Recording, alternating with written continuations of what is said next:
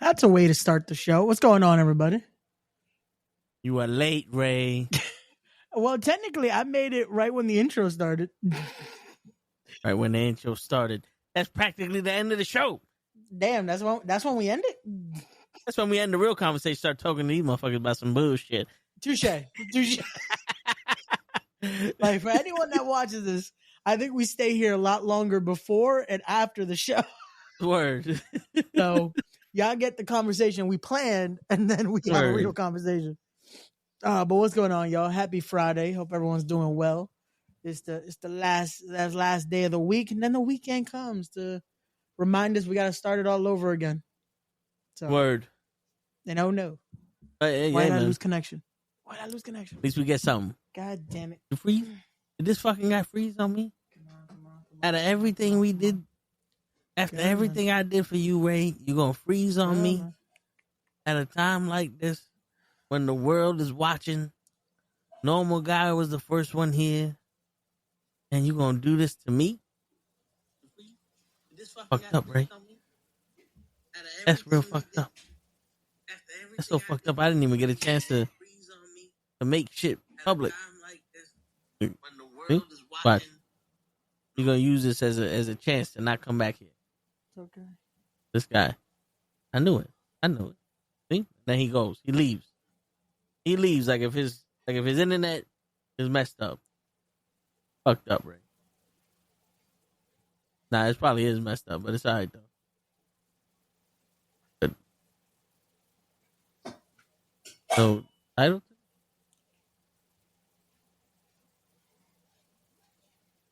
We out here. We live. Ray, this is how you repay us. Yo, for real, normal guys, you know? This guy just comes in here, says some words, calls us bald, says that he was here before us, admits that I was supposed to be the replacement for Anthony Gangone for Ricardo Mason, and then he wants to renege on me. Fucked up. I got the light off of my fish tank because I just did a little brief water change. So I want them to calm down. Apparently turning off the light. But they don't look stressed. Hold on. Did the surprise, motherfucker. Yeah, but what's going on, everybody? We got a hell of a day today. There's a bunch of messages we sent each other through the power of Tickety talk. Shit. You know what's crazy? Like the title says, sometimes you forget why you're doing things. We're going to get into that with Ray when he comes back, if he comes back, when he comes back. You know, I don't know if Ray got the connection to come back. This side, though. I feel like I got a burp. Yeah, I was watching SmackDown, and they mentioned Randy Orton versus Nick Aldis at WrestleMania. They teased it. And I ain't gonna lie, I'm like, that might be something to watch. You know what I'm saying? I wouldn't mind seeing Nick Aldis at WrestleMania. That'd be dope.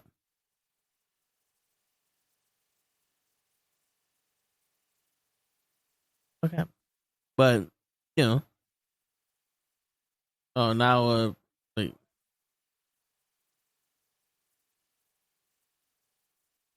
They had it with Priest and Drew McIntyre fucking each other up. But, yeah, man. What was I getting at? Yes. So, today, I'm in a meeting with some important people. I mean, I don't know, support important. But some managers and heads of shit, right? And one of the heads of security comes up to me outside of me and goes, "Yo, I know you." I'm like, "How you know me?" My man said, "You the guy that never wears a jacket in the winter." And I'm like, "Yeah, that's me." And my boy's like, "Yeah, he's crazy." And the dude's like, "Nah, this man is built different, because I be outside freezing and he got a hoodie on. And he's chilling." I'm like, "Hey man, what you want from me? I'm ready for this cold. You feel me?" See, I told you Ray was scared. He was using this time to think about shit. He knew that we was going to go in today. He knew that today was the day that we was going to have the last man standing, steel cage, electrified fence, street match where there are no rules and everything is a disqualification. He didn't want to put me in that match in the main event of respect because he knew I was going to tear the house down. And he couldn't afford rebuilding that house. He knew that if he put me in the fucking show, it'll be over. And everybody else would be mad. And he knew that my fee was too high. My fee was too high because there ain't a number out there that could get. But all I wanted was the respect, Ray. And he wasn't ready to respect. During respect. He ain't got respect. That's fucked up, Ray. Fucked up. But it's all right, though. Even though I might not be the main event of respect, but it's still going to be a good show July 19th. It's going to be all right. It's going to be as best as it can be without having the man with the plan. Wait, I'm the 24-inch pythons.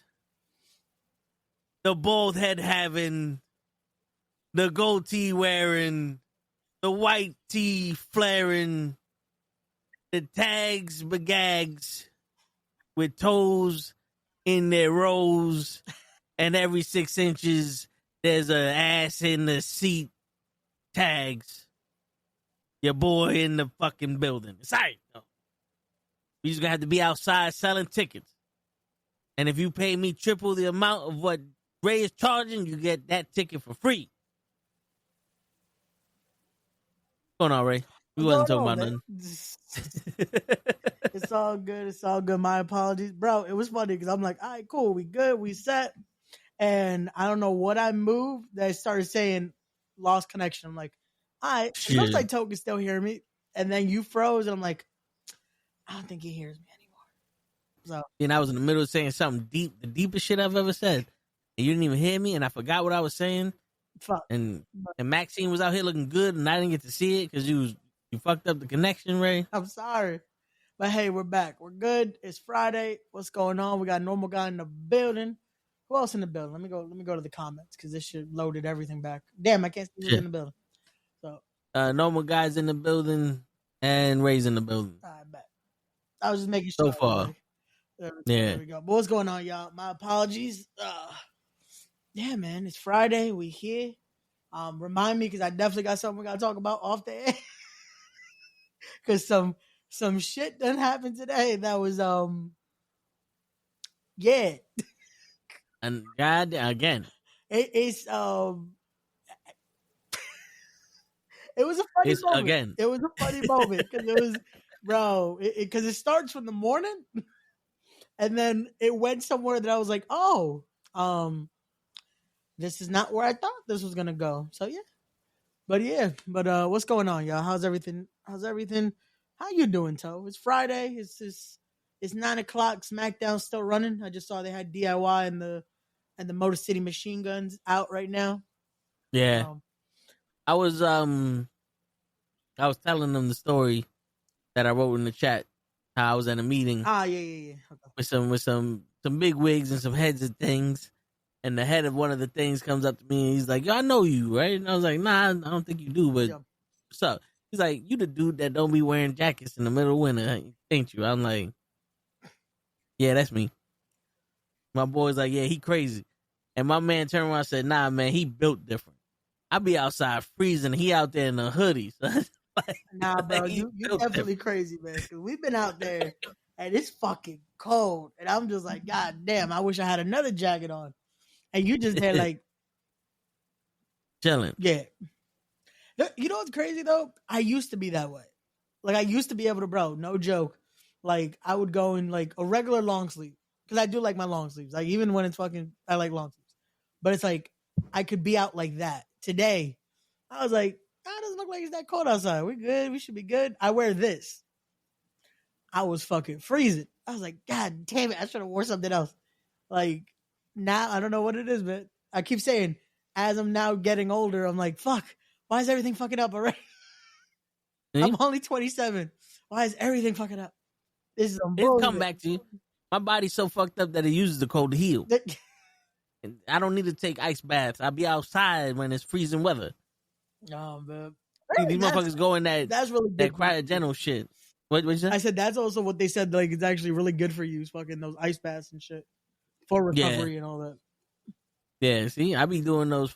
I don't need that cryogenical chamber. Yeah, I just be outside for 3 hours. These people, I got 32 degrees, 20 seconds. That shit, I don't trust the fucking cryo chambers because I feel like, okay, your body should definitely not be in that type of situation because then you're shocking yourself very quickly because you're going from normal like degree weather into instantly going to fucking below zero temperatures and then you're coming back out. Yeah, like, I feel like in theory it's a good idea, but at the same time it's like you're probably gonna get a lot of cramps and shit right after.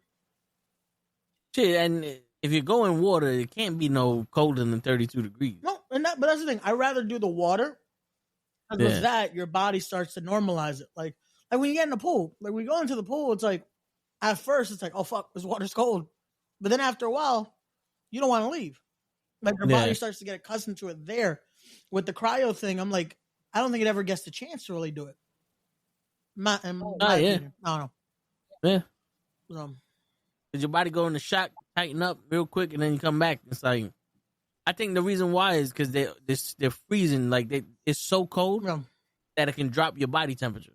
And once you start dropping your body temperature, that's when you're danger. Yeah. You're on the hypothermia and all that other shit, and you don't want none of that shit. No, that's why it's like fucking ice water can only be at least 32 degrees because if it's anything less than 32 degrees, guess what happens?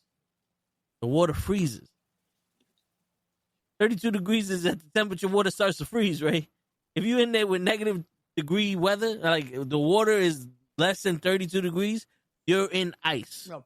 But that's what are the chamber, Captain America. The chamber fucking mimics fucking like ice cold weather. So I don't know. I'd rather do the water if I were to do it, but I'd rather rehab the actual way and fucking. I'll use ice, but I'm not gonna do an ice bath to rehab my shit. Shit, I'd rather have sex with a fucking beautiful woman. The heart pumping, the blood flowing. You know what I'm saying? Shit, fuck all that bullshit. Yo, what's going on, Leon? What up, Leon? Yo, is this it with the class this year for the Hall of Fame? I feel like that's and it's like I feel like they used to have at least a good like 8-10 people in there, and now we're down to 1, 2, 3, 4, 5, 6. I saw a post where they had like the honorary. Yeah, people. they're putting Ivan Putski, Kamala, and someone else was in there.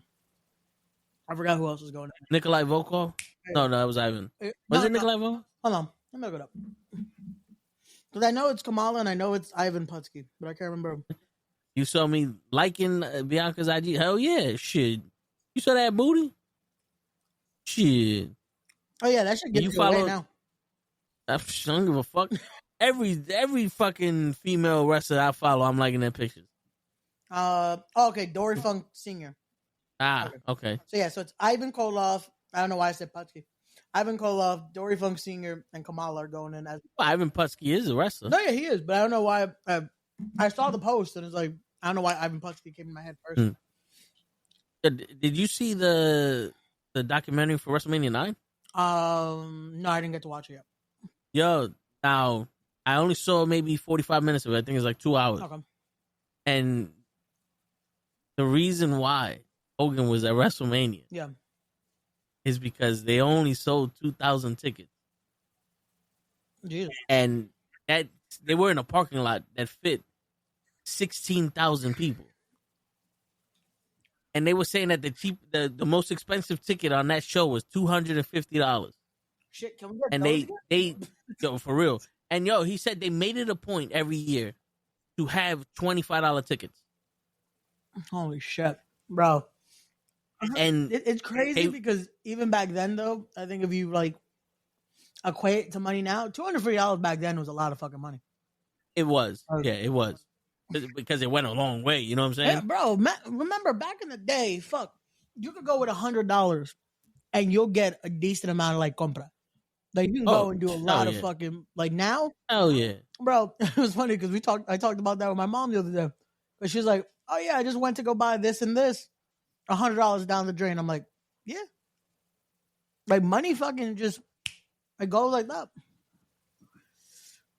Shit. I didn't see her teasing about her OnlyFans, but I saw her music video. Yeah, I was gonna say I didn't see her. Fucking I didn't taking her wait, booty. no. Yeah, she did. Yeah. Because Ricochet retweeted it, and that's how I saw it. Because Ricochet retweeted. She's teasing about making OnlyFans. No, I don't think it was the OnlyFans. I think it was something. It's something similar, but I would assume maybe it's a better cut or something like that. It's the new shit. No, that's why a lot of the female wrestlers have when they do a brand army, I think, instead of OnlyFans. Yeah, they're iconic. So what are they now? The national inspiration. They have a brand army. Yeah, but there's too many things to have, bro. I ain't gonna lie.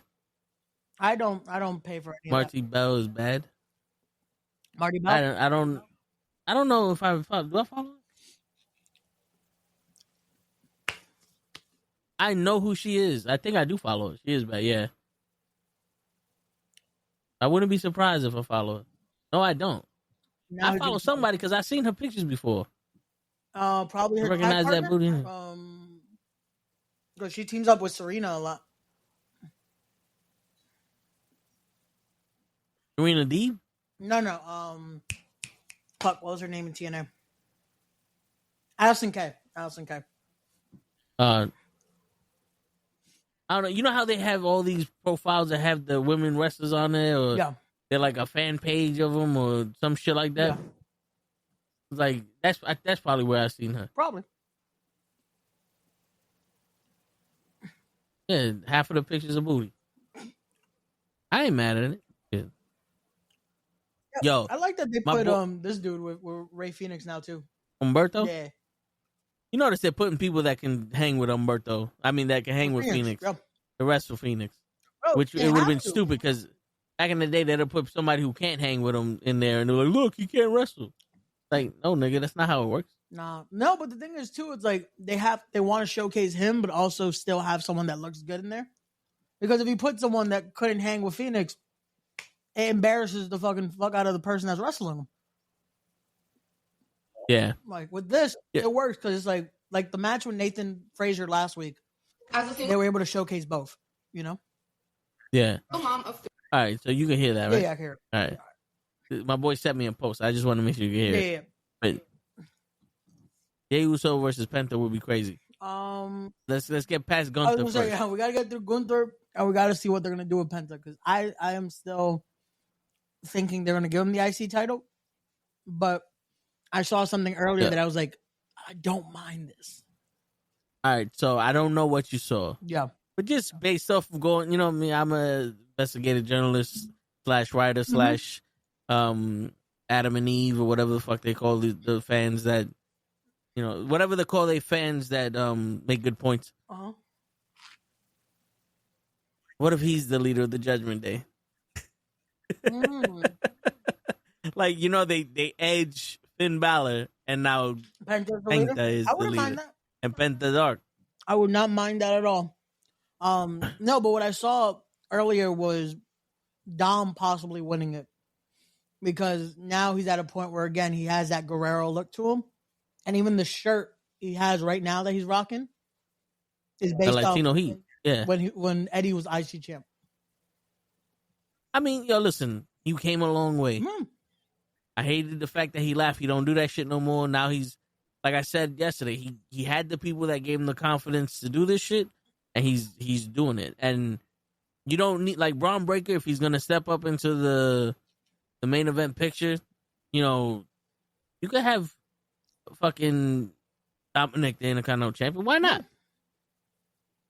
Like, I get it. Everybody has this prestige to it, right? It's like, oh, the best guy is the Intercontinental Champion. Not always.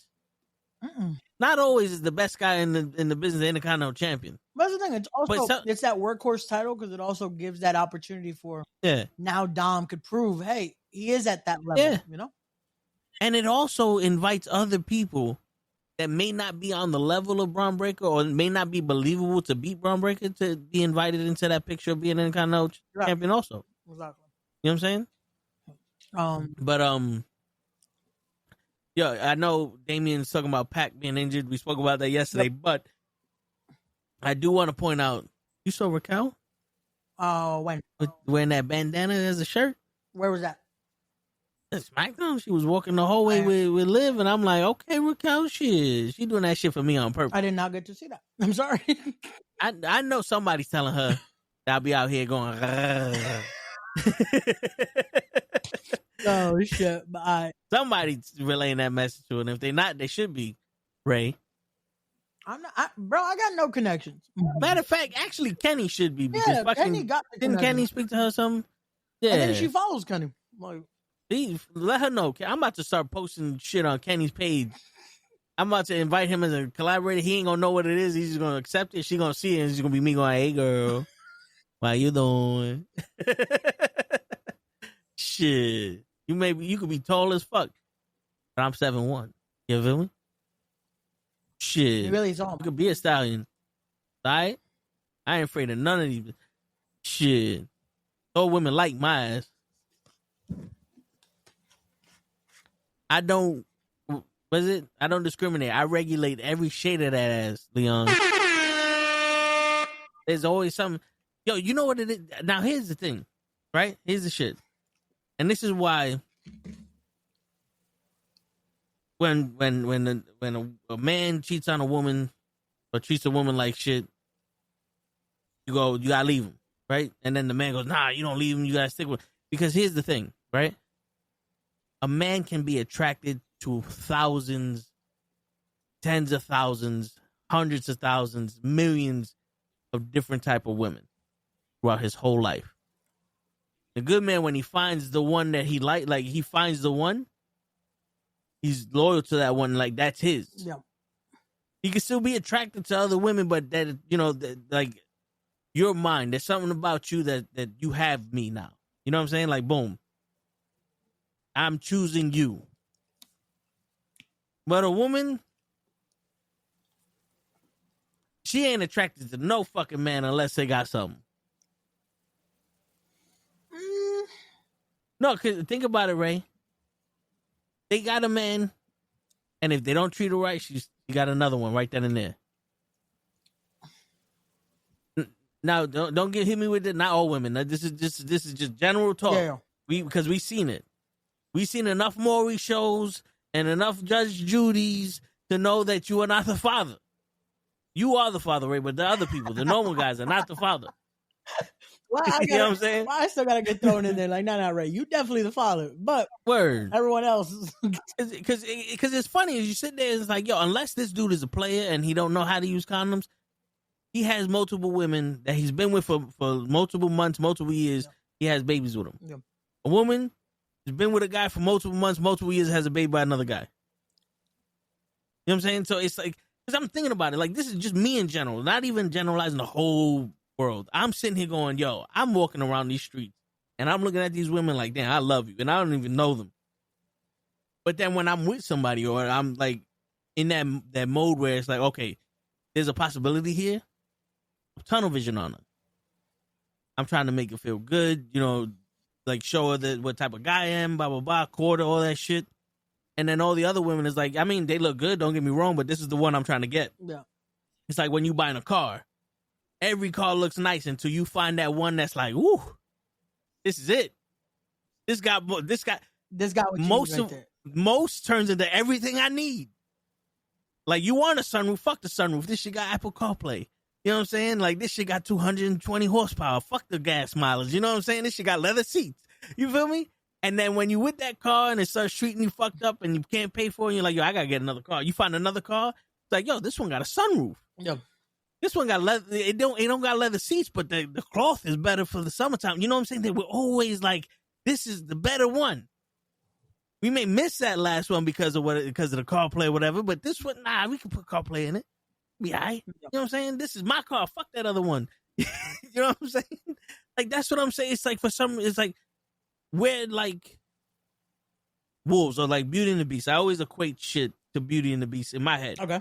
Because the live action TV show, the way that they explained why the Beast was always there for Sarah Connor, and I call her Sarah Connor because I don't know her name, her character's name. I got you. Is because he imprinted on her. And you know when a animal imprints itself on it mates for life. Yeah. So it's like I think men can imprint. I hate that I learned that through fucking Twilight. Yeah. See, I didn't watch Twilight. I learned it through a man's show, Beauty and the Beast.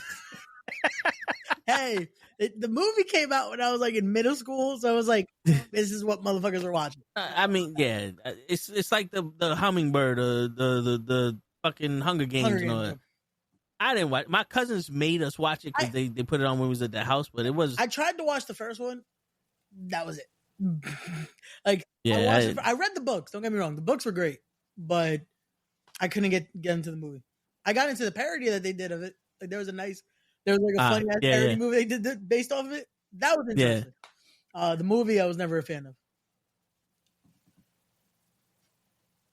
You know what it is? Well, I don't want to get. Well, no, fuck it. We're gonna get into it. The reason why I don't like those types of movies, because in order for the female to look strong, the man has to be weak. Where most of the times, the man is unsure about himself, but he's strong and he gets the courage. And like a strong woman in a man's lead is a strong woman. Yeah. But a weak man in a woman's lead is just make the woman stronger. Like the all female Ghostbusters. Yeah. I know Chris Hemsworth was supposed to be the comedy relief, but you have 4 female comedians. You don't need an extra fucking overactor. Yeah, and this guy was dumber than shit. It was weird because they tried to do basically the opposite of the original, but it's like they still were able to be serious even though it was a comedy role. With this, it was like they were just being comedians. It's like you don't need comedy relief when there's already comedy in the movie, but it is what it is. You know what it is? I feel like it kind of lost the trope of it. Like it became, in order to have her be strong and have it like this, you have to make the guy. This is why people got so used to saying, "Oh, this is woke. This is woke. This is woke." It's like I don't think it's woke. I think they wanted to push again having strong female leads, which is great. That's not a problem either. It's just when we have to sacrifice in order to make her look amazing, we then have to downplay everything else. Yeah, because that's also not realistic. I feel like there are again a lot of strong, amazing women that we know that fucking are doing their thing. They're doing whatever they have to do, and there's no need of downplaying what this person can do or that person can do. It's like when you do that, you're creating almost that I don't want to say it's untrue, but it's almost like, why is it that every time in order to showcase a woman, you have to do that? Like it's weird because it's creating an expectation of, this is the only reason women are showcased, are looked, because you have to downplay a guy. You know why? Why? Because we lost who we were. The generations lost what a strong person is. Yeah. I can name Michelle Pfeiffer. I believe Michelle Pfeiffer in Dangerous Minds. Yeah. Was a strong woman. And all of those students in there represented kids from the hood. Yeah. Not one of them were weaker. They may not have been intellectually smarter, but they knew the streets. They knew how the shit was ran. She came in. She didn't know, but it didn't. She was a strong woman because she stood up for what she believed in. But then you had homeboy, the main guy in the class that ran the class. He's like, I ain't no bitch. And she tried to talk him out of it, but he's like, as a man, I gotta do what I gotta do, and he died, right? No one was less or weaker in there. Fucking Friday. Yeah, you had the chick who was a crackhead, but her sister. Damn, what is the actress's name? She's bad too. The one that played Felicia, right? No, the sister of Felicia. Oh, fucking, oh my God. Yeah, right? Oh, right? Wait, hold on. Fuck. Oh my God. Wait, fucking it's not Nia Long, right? Yeah, Nia There Long. we go. Yeah, Cool. I was like, she was the only one that stepped. Yeah. She was the only one that stepped up to Debo. Yeah. And because she stepped to Debo, it gave Ice Cube the not, I don't want to say the strength, but it gave him that motivation. Like, no, it's like, oh no, hold up, fuck that. Yeah, I got you. Talk to me, like I'm gonna get my ass kicked, but you ain't touching her. Yeah. And that's how. But it men worked in a way even that, Pops. it worked in a way that's like both look strong in that situation. Both, it's again because she stepped up because hey, that is something that happens. But then you have that moment of like, boom, here we go.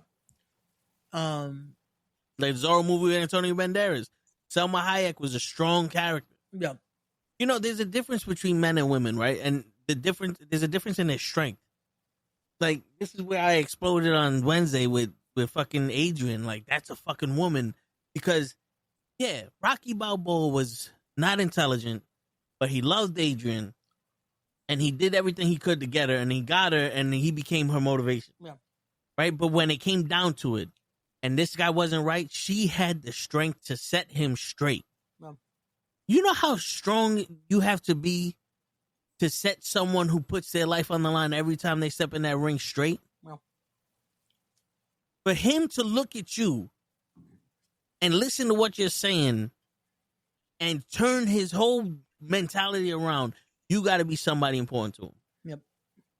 You know what I'm saying? And that's where I'm getting at. It's like why can't, like, even the Twilight show, I didn't watch it, but it always bring that, like, the vampire was the bad boy and the wolf was the pussy, and they're fighting over this girl that didn't want either one of them. Like I said, I didn't watch it, but this is what the perception I'm getting. Gotcha. Right? And it's like they're both, like, she's killing herself to protect the vampire because she knows that deep down in his heart, he's a nice guy, and the fucking werewolf is killing himself for her, and she can't see it. And to me, it's like, yeah, that's life. But also, at one point, fuck this. Yeah. Like, at one point, a nigga's always going to be like, yo, fuck her. Someone is going to be like, yo, fuck her. I remember one time, man, I was head over heels for this woman, and she was in a situation like that. She was with somebody, I was head over heels. My homegirl turned around to me and says, how long you going to keep chasing this bitch before you actually start, living your life? Yeah. And I dead ass looked at her, I was like, you know what? By the end of this week. And she's like, what? I said, yeah, that's it. Because you're right. Fuck I'm wasting my time for? Yeah. Fuck am I wasting my time for? And it's sad that nowadays you can have a deeper conversation with your friend than you can with your girlfriend or someone that you're trying to court. Yeah. Well, you know what it is? And it sucks because you have to... I'm talking about a female friend. No. You have to be able to have that trust. And a lot of times the person you're with or you're trying to get with at the time, it's a situation of you don't want to also be too vulnerable. So it's easier to be able to be with someone else. Not to be with someone else, but to be able to talk to someone else, be it that female friend, because it's easier to not be judged. Why don't you curse? Yo, Ray got a potty mouth. I do curse. I just don't like to curse on here a lot because I try to. You got rules. It's just I like to again have certain type of way on here, but I definitely do curse. Ask anyone that actually knows me knows I curse. Ray, and this is no knock on Ray because this type. It's actually how you're supposed to be. Yeah. Ray's still at the point in life where when there's a record button and the whole world can see it, I gotta act right. Yeah. You know what I'm saying? Me, on the other hand, when I hit record, I just see the countdown and go, all right, let's do this shit. Yeah. I learned there ain't none of you motherfuckers that I'm trying to impress. And if you don't like who the fuck I am, thank you. I don't like you either. You know what I'm saying? Like, because, that's how my mama was. That's how my pops was. That's how my uncle, that's how my family is. And I'm honoring my family by being like that. Like, I'm not disrespectful. I'm not going to disrespect nobody unless they need it, but I'm also going to sit here and go, this is me. Yep. And I'm a person who curses. Yep. And Ray is the type of person that goes, you know what? I'm going to be professional every time I'm on camera. Yep. No, and it's the thing of, because I was taught to be that way. And again, there's a time and place for everything. When we're having fun, when we're chilling, when we're having a steak, when we're drinking, fuck it, I'll curse. It's not I'm not a saint either. When it comes to this, there's a situation of I like to be presentable because I'm still in that mode of, again, in a few months we're throwing a show. Yeah. I'm still in that point where this is what we're trying to do one day full time. That we're doing this, we're doing that, and I've trained myself that much to have that different mentality when we're on here. Because again, I'm not gonna I'll talk about whatever. I've done it here. We've done a bunch of episodes where we've broken down on this. But at the same token, but at certain points, it's still, I try to remain that, which again, if the only thing I can do is just not curse, then that's fine as well. Because I've also had that. I've had family watch this and they've watched these too. And it's the situation for me. It's like, hey, I never know who's watching. So I rather, if that's the one thing I could do, I'll do that. And then everything else, it's free game. So, yeah. But then, throughout experience, I've tried to be like that, right? Yep. And it's not nothing wrong. It's also not easy my family, to do it. No, it's not. It's not. You'll see, you'll hear how I talk. And there's certain times that's you could tell I have to try to hold back. Yeah, no, it's also natural instinct. When you do this, it's not the easiest. And like I said, it's because I finally trained myself to do it. Because it's it wasn't easy at first. Because it's you're used to how you normally speak and how you normally conversate. Earlier, it was funny because I was talking with a few friends and we're on a FaceTime call. And again, we're cursing, we're having a fun time, we're talking. And my mom's like, why are you the only one cursing? And I'm like, I'm not. So that's where that mentality comes from. Because no matter what, I'm the one cursing. I'm the one on this. That's there. Don't get me wrong. If my uncle and my mom's watch this, they'll be like, yo, you curse a little bit too much here. But it's also on this, I could do that, not curse and nobody watch. Yeah. Or somebody watching, oh, yeah, whatever. But how many times do people come on and go, oh, this nigga's really like that? Yeah. You know what I'm saying? I don't put on shows anymore. That's the funniest thing with it. That's like when I'll do respect. And people are always apologizing. I'm like, no, you can curse. I don't like to do it on that, but it's curse away. I never want to tell anyone to censor themselves either, because it's weird. It's not natural. I always like that this is a natural conversation. But yeah, Ray gives news reporter vibes. Toad gives Breakfast Club. Yeah. The only difference is I'm not trying to be full of shit. That's what I'm saying. I'll talk about whatever. I just censor myself a little bit just for that reasoning. But I'm not going to be full of shit and just be like, oh, yeah, this is perfect live. Nah. We've talked about a lot of stuff on here. And it's how we are, especially on this this show. But it's a situation of that's why. So, Leon, my apology if you don't hear me cursing as much. But there's definitely episodes you'll hear me curse like crazy. It depends on the conversation. Shit, well, two breaking newses. Yeah. One, Zelina Vega is short. And two, Zelina Vega and Chelsea Green are fucking. I think she's maybe 4. They looking out this motherfucker. She's what? I think she's 4'9"? 4'8", 4'9". She's shorter than me. Shit. She's shorter than me. Remember, I'm 5'3", 5'4". So yeah. Damn. Yeah, she's shorter than me. But they looking great. I'm sorry, man. Listen, I know on Thursday we were talking about what they went through and all that other shit, but listen. I'm still a man, and you should be able to take the compliment that I think you're fucking gorgeous. Yeah, you know what I'm saying? Again, it's a respectable way. It's not like you're just gawking either. That was the whole situation of I saw again. I still haven't gotten to watch the full episode, but I saw Kevin Owens tweet out about the airport stuff again, and it's this is where those issues come from. Yeah. So I saw the clip they put out, and he was basically he's like, there's 40 people surrounding me, and they don't come there to make me feel pressure, but that's what happens. And he's like, I know these people are just fucking going to get this shit signed to sell it, and he goes, I don't give a shit. But in the airport, I'll take a picture with you, but I'm not signing you. That's and in my head, I was like, not for nothing.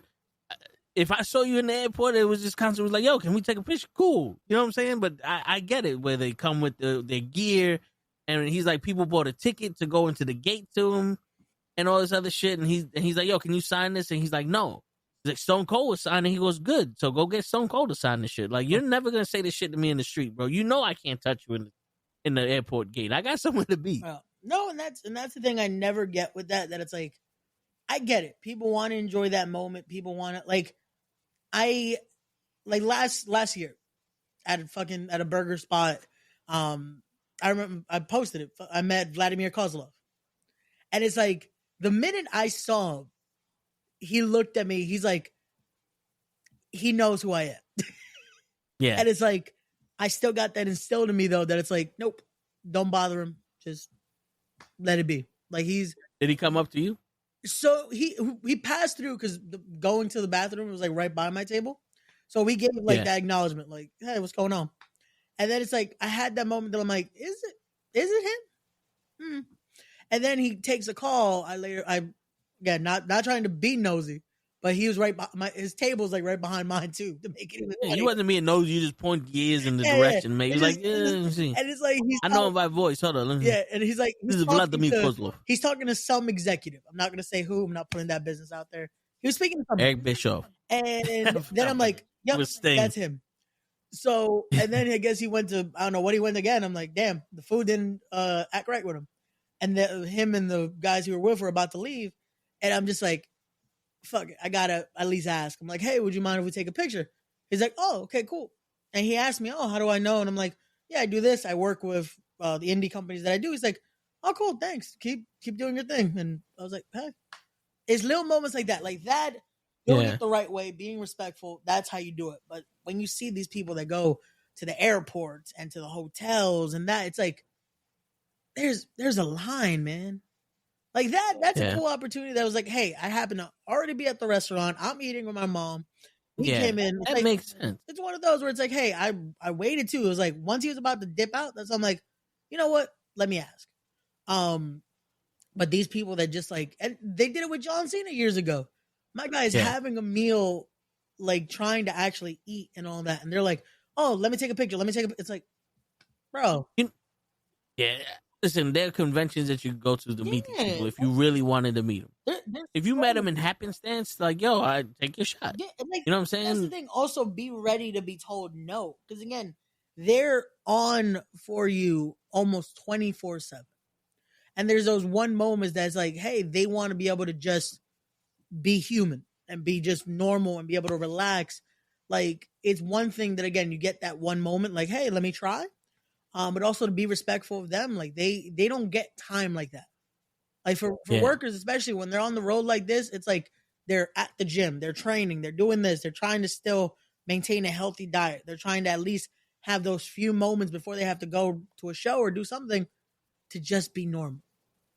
So it's like, and that's why you wait until the waiter has the food in their hand about to put it on the table, and then you bump the waiter and go, excuse me, can you take a picture of me? I'm a huge fan. That's when you fucking do. That's the most opportunity time. Yeah, you cash in that money in the bank on them. You thought you was gonna get away from this, ain't you, Johnson? Oh man. Yeah. But shit. But you know, like the dude, like the video of the heckler with John Cena, where the guy had a YouTube channel and all that other shit. Like, you seen me talk to Simon Miller. Yep. I went up to him. They're talking. I stood there. Yep. Cosmic was the one that interrupted the conversation between, I think it was Prince Ahmed and Simon Miller, gotcha. And was like, sorry, guys, Toe wants to talk to you about something. And I was like, yo, listen, I'm not the one to interrupt or nothing like that. And they was like, no, you go ahead. And I asked him, I said, yo, listen, this is the thing.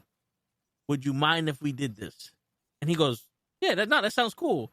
And afterwards, he pulled me aside. He's like, did I really ignore you? I was like, yeah. This is the message I sent you. This is the email I sent you. Like, fuck. And then he just continued ignoring me.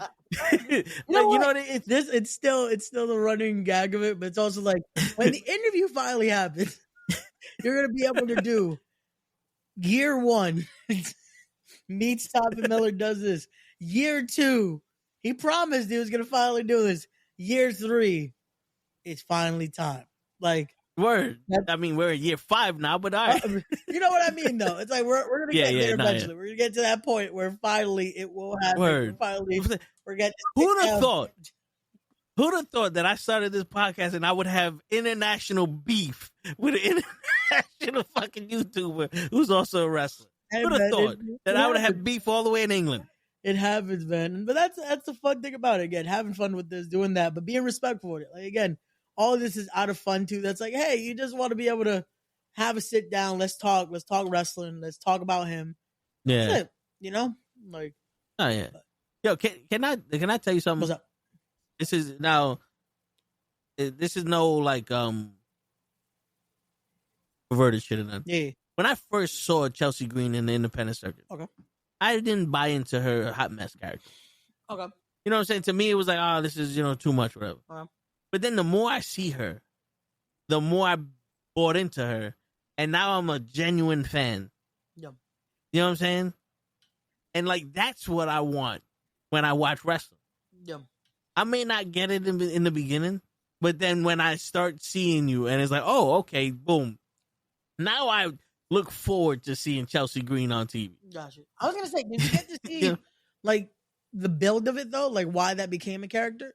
No, I just saw the hot mess. Okay. No, that's also, that could also be the thing. Like, now you've gotten to see, like, her character work and all that.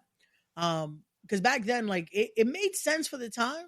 It was very convoluted when they did the segment, though. Like, what built to, oh, now she's the hot mess? Very convoluted segment. Like, you could tell Eric Bischoff had his hands all over that shit. But, you sure it wasn't Vince Russo? No, not at that point. He was gone from TNA at that point. Oh, look at this. So they're building to Andrade might be who ends up being with Berto and Angel Garza? Yeah. I keep forgetting how many times like they cut their names down that it's like I just want to call them Humberto Carrillo and Angel Garza because like I want to call him Hector Garza. Hector was his father, cousin, or something. His father. Yeah. Berto, I know you lost with Ray Phoenix. Ray Phoenix is a great wrestler, but you are a great wrestler too. Still work hard. Keep your face up and be proud. You notice? Mind your own business. You notice all the Spanish wrestlers are together. Yeah. Look what's up next. What the fuck is this? I don't know. They're showing all the championships there. Also, we can hear they got all the fucking championship belts. Yeah, we can hear it a little bit. The American Nightmare. The one and only Cody Rhodes. Oh, Cody Rhodes. Here we go. All right. Well, yeah. So that was talking about Leon with the John Cena and the Heckler. Yeah. We just brought that up because that was the big thing. That's like those are the moments where it's like. This is because I don't blame Cena for doing that. Like, you just walked in with a camera in his face. Like, yo, bro, he gets paid to do it, and they still have to okay what they fucking film with him. Yeah. You know what I'm saying? I don't think you know how this shit works. Like, I'm a big fan of those people that try to play pranks or heckle you and all that getting fucked up. Yep. I'm a big fan of that. Like, yo, you know that that dude that would walk around with the sunglasses and be like, oh, there's a bomb in the bag, and then leave it next to somebody and start running, and then they start running, or he'd be like, yeah, come fuck me up. I'm wearing a gray army fatigue hoodie, and I'm sitting on a black couch. And you be like, what? And you think somebody's going to come fuck you up and shit like that? He went to the Philippines, and he started fucking with people. Now, it's against the law to film people without their consent in the Philippines. This motherfucker's facing 25 to life. And, yo, the cop that was on the case to arrest him arrested the president of the Philippines. We're making you pop-up pairings for $6.99. Yeah, he's a fucking high-profile detective. Jesus Christ. And he's like, oh, well, he's heckling this guy. He assaulted one of the security guards by taking a hat. He assaulted a police officer by bumping into him. He assaulted this woman by doing this. He did that. And dude, it's like he's facing, and it's like 5 years minimum for each count, and he got 5 counts. Oof, that's it. This is and I'm sitting there going, listen, man, he's 25 years OD, but the life, that'd be hilarious. I think if the Philippines gave him life in prison, 25 years in prison, that would be the perfect prank. And when he comes out in 27 years, I hope he can laugh about it because he did his job. No. Right? Ain't that funny? Karma's a bitch, boy. It definitely is. It definitely is. 'Cause I don't find none of that shit funny where you come up and fuck with somebody. No, and you've seen it with times and times again, like the karma gets him. Yeah. Like, because we've seen it with like, there's been the few cases where, one of these guys that do that type of stuff, they got shot because they messed with someone and the dude pulled out and fucking shot him right there. And again, it's a sad situation because it's supposed to be a joke, it's supposed to be all that. But at the same token, you mess with the wrong person, it leads to that. Like, yeah. Bro, there was I saw 2 videos where one dude did that. They were heckling some dude, and he goes, "No, get away from me! No, get away from me!" The third time he pulled out a gun and shot him in the abdomen. And they were like, "Yo, that like the only thing they charged him with was firing a firearm in a public space, not attempted murder, none of that shit." Then there was another group of people, 2 guys. They walked up to this girl and they asked her what her most traumatic shit was, and she's trying to explain without really saying it. Like her mom used to terrorize her. And while she's saying it, one dude's like, wah, wah, and they start making fun of her.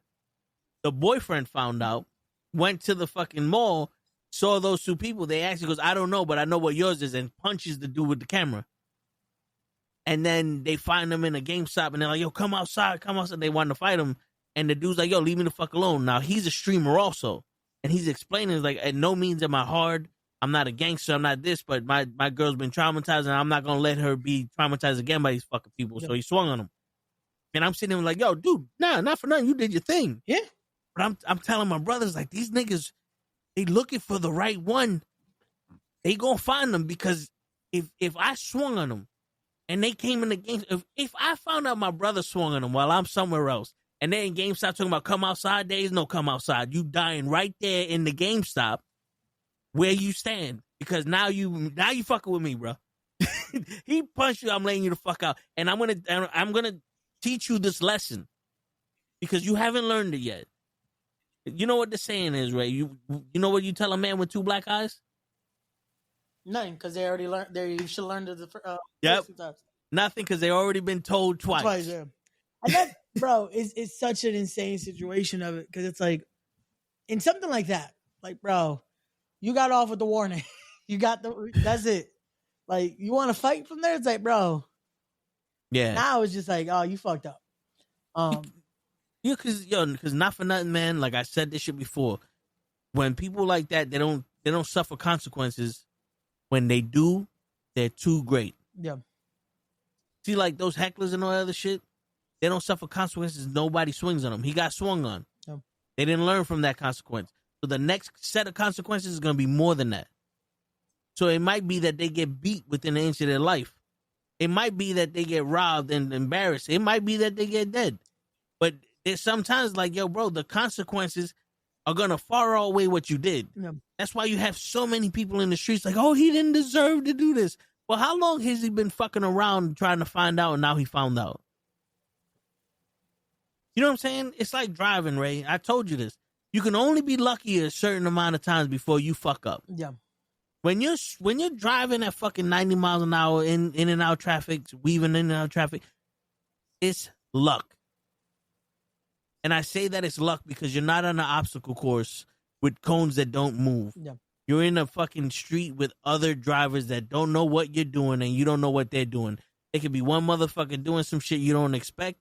Wow, you ran into him. You're dead, and 4 other people are dead. Why? Because you tested your luck. Yeah. And instead of knowing already what the consequences are, you tested them out, and the consequences found your ass. Yeah. You know what I'm saying? And don't get me wrong, I'm not a fucking saint. Yeah. But there are times where I'll be on some nah. I remember, this chick wanted me to do some shit, and it was sexual behind the wheel. And I dead ass told her, was like, nah, shorty, I got too many points already. Yeah. And she thought I was a pussy. I said, I got 17 points. I don't know how my license isn't suspended. Because after 12, it's supposed to be suspended. It wasn't. Or if it was, they didn't tell me.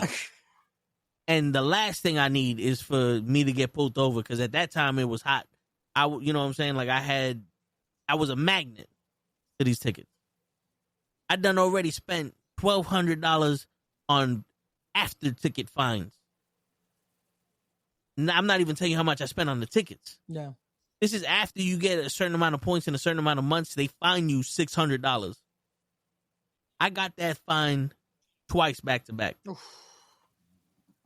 Yo, Leon, she was one of the baddest bitches I was with. Do not get me wrong. I regret it sometimes. But then I'm also like, nah. There's no amount of head you can give me that's going to make me, one, fuck up my license and possibly kill you. You want to do some freaky shit, we could do it in the bedroom. We don't need to do it in my car. No. Because I don't need your death in my hands because I was raised that this is a weapon that I'm driving. Yeah. It's not a toy. This isn't a game. Yes, I have fun with it, but this is a weapon. Yeah. No, and again, that one mistake could be a lot. That one fucking, oh, we're having fun, and cool, and that could be it right there. And it's not even you making the mistake. It's someone else. No. You know what I'm saying? Like, dude, God forbid there's leaves on the floor. You know, leaves are the most dangerous shit to fucking drive over. You know why, Ray? Is it because it makes it slippery, or is it what is it that stops the? Because there's no traction in between the leaf and the tire. You cannot hydroplane a tire. Now the treads on the tire are made to push water away from the grooves, so that way the ground and the tire still touch. Gotcha. When the tires cannot touch the ground, it's called hydroplaning, right? So when your tire thread is worn out to the point where it's bad and you got to change them, that's what happens. It can't take the water out from underneath the tire. So you're basically driving on water now. Leaves, you can't do that. And when you're driving on it and you try to brake, your wheels are going to stop, but you're going to keep going because you're not touching the ground. So now imagine you don't know this. When you're driving, you go through a fucking bed of leaves and now you're fucking spun out. You flipped 14 times because you drove over leaves. Oof. And you didn't realize that them shits, you don't fucking have grip on them. Yeah. You're driving down the fucking street and you're like, shit, yo, I could drive. You weaving in and out of double parked cars and there goes a little baby running after a basketball because your ass need to drive fast. Yeah, you was driving good. You didn't hit nothing, but she hit you. Who's going to jail? You are. Yep. Who's going to live the life knowing they took somebody else's life? You are. There's a lot of consequences. There's a lot of shit out there. There's a lot of factors for things. Oh, very. The same way, it's also the same way how Ray doesn't want to curse on his shows because you never know who's watching, but you never know who's sitting there going, listen, I love watching your content, but because the way you speak or the way you act, I can't associate myself with you because of this is my character. Yeah. No, and that's the biggest thing because, again, especially on mine, that I know a lot of it has become very watched by companies now. Like a lot of it is, because I've associated like with TNA or associated with Revolver or associated with that it's like, it puts a lot more pressure on, you know? Yeah. Is Cody getting? But yo, I don't think he's getting a new title. I think they're just like showcasing because of he's finally WWE champion. So it's like having that moment, which is weird because we're doing it now and not doing this like when he first won the title a year ago. But hey, it's a way to do this. I still, every time I see it, I want a spinner belt, man. Like I had the toy version when I was younger. Yeah. I kind of want to get the replica of the spinner title. You know what's funny?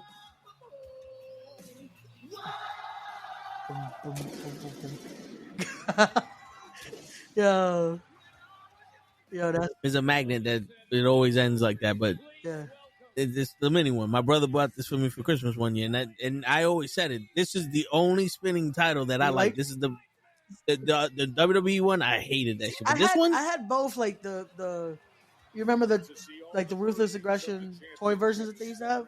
Yes, I had those. Bro, there's a book bag I got to show y'all one time. It has everyone. Every single one that they made of that toy version, I had. Yeah. Like I had, and I would buy like for the tag titles, two of those, World tag titles. 2 of those. Yeah. I had every single one. No, dude. If I had money, there'll be a lot more belts behind me. Don't get me wrong. That's the thing. Like those, it was easier because it was like most of those were like $20 a pop, $30 a pop. Yeah. Like the replicas, and that's the thing now. Like I had a conversation with one of my boys the other day because he's into buying the replicas, and I'm like, bro, if I had the money, I would. I used to say I would. Now I'm like, there's a reason why. Now I'm like, I'm interested in something else.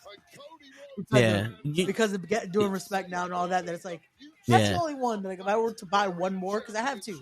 I have Big Gold and I have technically the one Cody has, except the classic black strap and all that. Okay. But if I were, the spinner bell is the one I want to buy. Like that would probably be the last one I want to buy before Yo, dude, I always wanted the belts and they're sitting there. I don't really like. I got the Attitude Era belt for Christmas, and for the first week I got home, I put it on, and I was eating dinner with the shit on my shoulder. And, I was wearing it around my waist and all that. I bought this one from Hulk Hogan's Beach Shop in Florida, NWO shit. Like it was one of those things where shows like, yo, bro, you can get this shit online, but how many times can you get it from Hogan's Beach Shop? No, so like, I got it. It's like there. Why not? Like I put it around my shoulder. Yeah. And then I put it there. Hey. And I'm like, yo, and don't get me wrong, I want to do this podcast with them on my shoulder. But it's just like I get to the point where it's like, dude, it's hard enough to get here on time. Now I'm gonna stay here with this on my shoulder. Yeah. But yeah. Let's see what Cody got to say, and then I want to play you this video that I have. Can you hear what? Yeah, I can hear your. Oh shit! Hold on, let me. All good. Because I set it up so you could hear the video. Oh, good. That's what I was telling you earlier. I'm like, yo, I can hear the. Oh, I didn't even hear that. Yeah. I told you, I was like, yo, I can hear the TV. It stopped for a while, and then I was like, wait, I hear it again. Yo. Well, because every time it went commercial, I would mute it. Oh, okay, got you.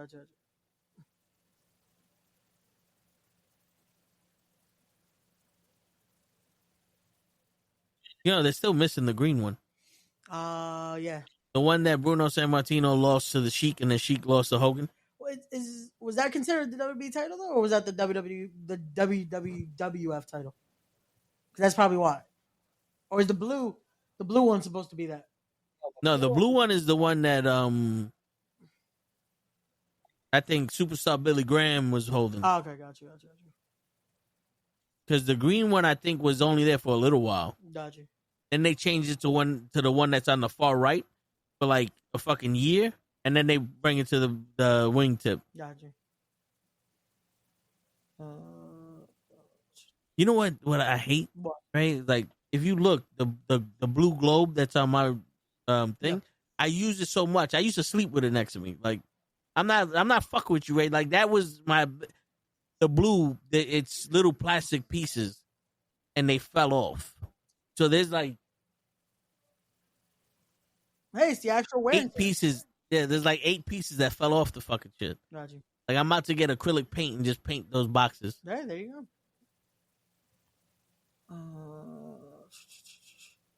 Yo, you know what's crazy? Yeah, I just checked it on the site. They don't even have that the spinner title. Yeah, they don't have the spinner title.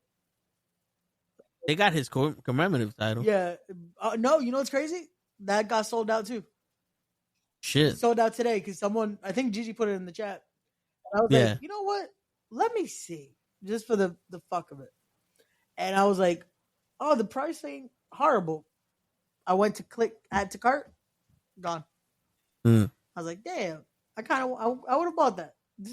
Nah, hey, I would have bought that. Like that was actually like that was a dope looking title. Yeah.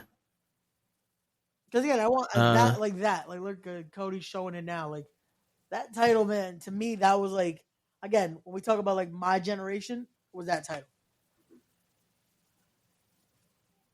Wait, Athena had a spinner title in ROH? She has it now. Yeah, she has a spinner title. Oh, okay. And then what bully title? Not gonna lie, that bully. What bully title?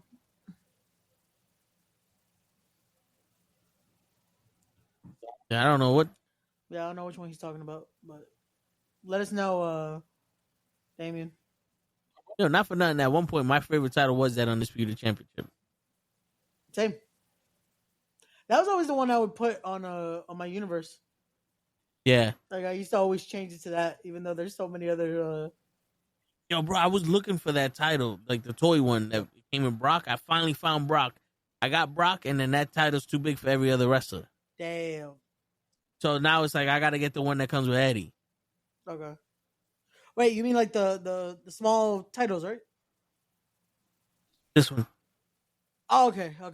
So but you want the undisputed one? Yeah. I gotta find it because I have a box of just multiple. Yeah. Like, because I used to buy. That's another thing. I have, bro, a whole collection that I wish I would have. That's the one regret I have because I used to play with the figures, and bro, there's a lot of them that's like they're missing like knee pads, elbow pads. I'm like, yeah. Dude, I had when in the house that we used to live in, I had 4 or 5 tubs full of figures. Yeah. Now they're gone. Like we didn't bring them, but back there by the fish tank, there's a cardboard box. You can't see it. It's the Nitro ring. Remember I told you I finally bought it because I found it for the, and I never opened the box. Yeah. It's still there. I just wanted it. Now it's one of those things where it's like, I want it. Yeah. I got it. I'll figure out when I can put it somewhere and all that other shit, but I got it because it got to the point where I wanted something and I wouldn't pull the trigger, and then it sold out and I could never get it and I regret it. Yeah. Like, you have no idea how much I hate the fact that I never pulled the trigger on that fucking WWE 90s ring, the red, white, and blue one with Doink and Diesel in the entrance. I fucking, bro, I wish I had. I like the rings. If I had a fucking big ass room, every ring that I got, I even bought the AEW rings. You know what I'm saying? Like, I love those, the fucking elite school. I'm not a collector because I use them. Yeah. But even that is technically, you're still a collector because you like to have those things. Like, what up, Mike? Yo, what's going on, Mike? It's DJ Poochie. Hey, but that was dope. Seeing the all the titles here. Like, again, that spinner and then the undisputed title. Like, that was to me one of my I love that design. Like, the undisputed title was always dope. I never understood why there's question marks on it, but yeah. On what? On the undisputed title. If you look at one of the plates, there's a bunch of question marks on it. Huh. Maybe it's for Ray. And you know what was funny about that? That I remember when I got like the toy version. I was like, is this a bootleg? Because I was like, why the fuck is there question marks on it? And then I looked at the actual one and I'm like, oh wait, no. They're there. What the fuck is the question marks for? Like, so random. Oh man. Oh, that's fucking funny. Look at behind Wade and the other commentator. I guess that dude is just trying to be on camera, and he just touched the shit out of that girl that's front row. Oh shit! Yeah, you could tell. Like, she was like, "Yo, why you touch him?" When was that?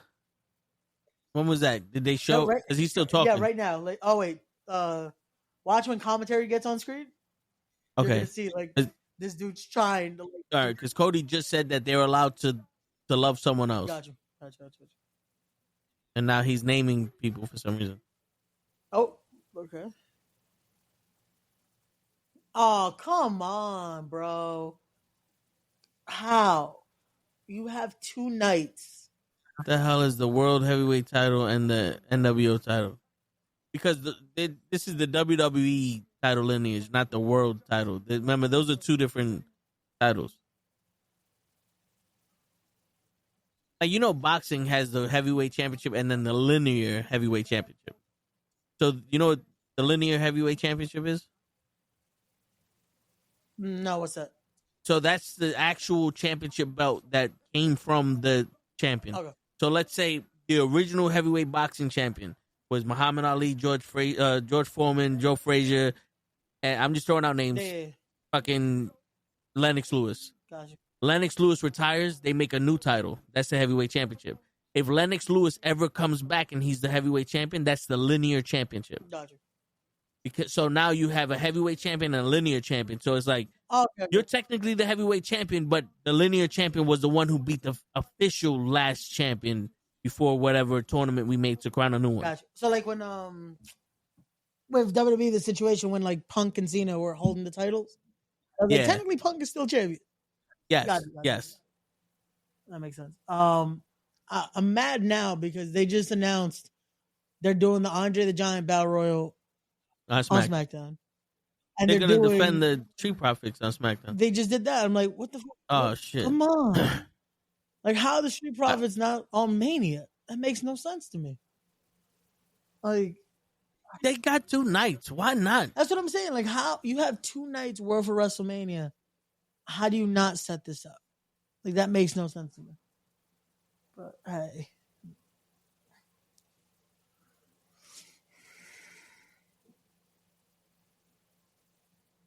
I think the blue one is the title that Dusty Rhodes was supposed to be holding. Okay. Okay, so now I'm looking at the... Okay, I see this guy in the Cena shirt. He's trying to get on camera. Is it the Spanish chick? Yeah. Okay, I see him. He's he gets really close. She's dancing. He gets really close to her. Oh, another dude popped up, and then she turned around and was like, what the fuck? The dude in the blue hat.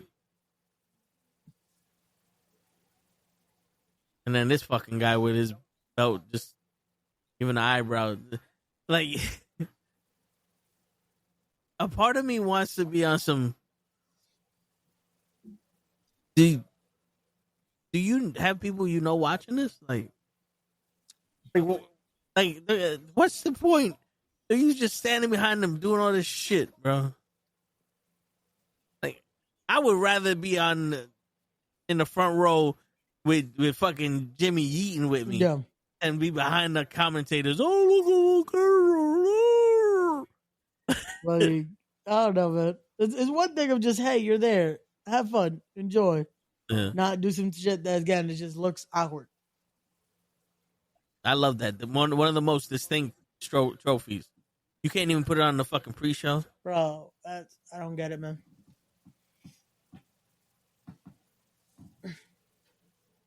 And now they call it WrestleMania SmackDown.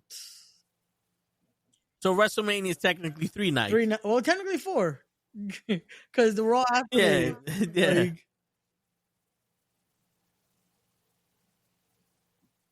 yeah, he's gonna be on SmackDown. Normal guy, watch. He's gonna be the one that probably wins the Andre the Giant Battle Royal. Yeah. But all right, let's get into some of these videos because we have some stuff we want to discuss here. Word. All right. I think this is the same chick that I sent you the video where the dude that needed $130,000. Oh, okay, gotcha. So we'll watch both, but I want you to hear your genuine of this one. Gotcha. So let me know if you can hear it. Let me know if you can hear it. I'm gonna press play now. 3 kids. Yep. I will not be dating men that have kids. You guys are not to be taken seriously. Nobody wants you because your baby mama left you for a reason. If you are not licking the fucking floor that I walk on, you are not gonna be with me. Like, my standards are so much more higher now than before I had kids, which is fucking insane. So if you want to be with me, you're going to have to be a stepdad of 3 kids. I have 2 boys and a little girl. And my kids are fucking bad. Mm-hmm. I know what comes with dating somebody with kids. And I don't fucking want it. I don't want none of the drama. I don't give a fuck about your baby mama. If you're going to be a stepdad, you are going to have to pay for some of my kids' things. Like, if you want to take that role of a stepfather, you have to pay for some of their things. There's just no way that you're just going to be my partner and not a father figure for them, you know? A lot of you may ask yourself, what are you going to bring to the table, Lindsay? What are you going to... My fucking love and affection, bitch, and my fucking time. Like, that's what I'm going to bring to the fucking table. You're going to fucking be with me because you love me, not because you have to use me for your benefit. Like, I am traumatized, okay? So you either love the fuck out of me and of my kids, or you're just not going to fucking be with me at all. As a single mom of 3 kids... I like that second option. She started off really bad. Really bad. She got better?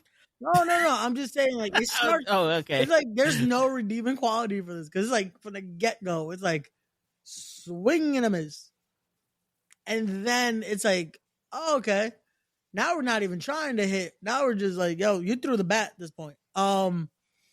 Okay, where do we break this down first? Because okay, she doesn't want to date anyone that has kids because she doesn't want to deal with baby mama drama. But then you're expecting your partner to instantly have to choose to take the father role, not even the stepfather role, because you're giving them you have to do this, which again, most men that do choose to date someone that has children, and again, this is why I say most men, not boys, because it takes being the man to want to decide to, you know what, I'm gonna take that role and treat these kids like they're my own. And I get that part, but that's not something you like put out like that. Like most women that have kids or most men that have kids, they're gonna bring up, hey, like this is a package deal. Yeah. But the situation of like the way she put it out and the way she said it is just like, that's not the way to go. Word. Like, now, get this shit. well, My man Mike Soto over here, like, break it down. So I'm gonna break it down for you. Number one, you have 3 kids. Let's assume best case scenario, it's with one man. yeah. The real father of these kids are not being the father of their kids. Now you want me to be the father of their kids. No. Because the way this shit's supposed to work is, you look for a good man. You find that dude out. Then you go, you know I have kids. If we're going to take this further, I want you to meet my kids, see what my kids think about you. And if you're sitting there go, all right, cool. The kids are cool. I can fuck with them, blah, blah, blah. All right, now I'm in the kid's life. I have to introduce myself to these kids. These kids have to be comfortable around me. You have to be comfortable with me being around your kids. It's called protecting your kids. Yep.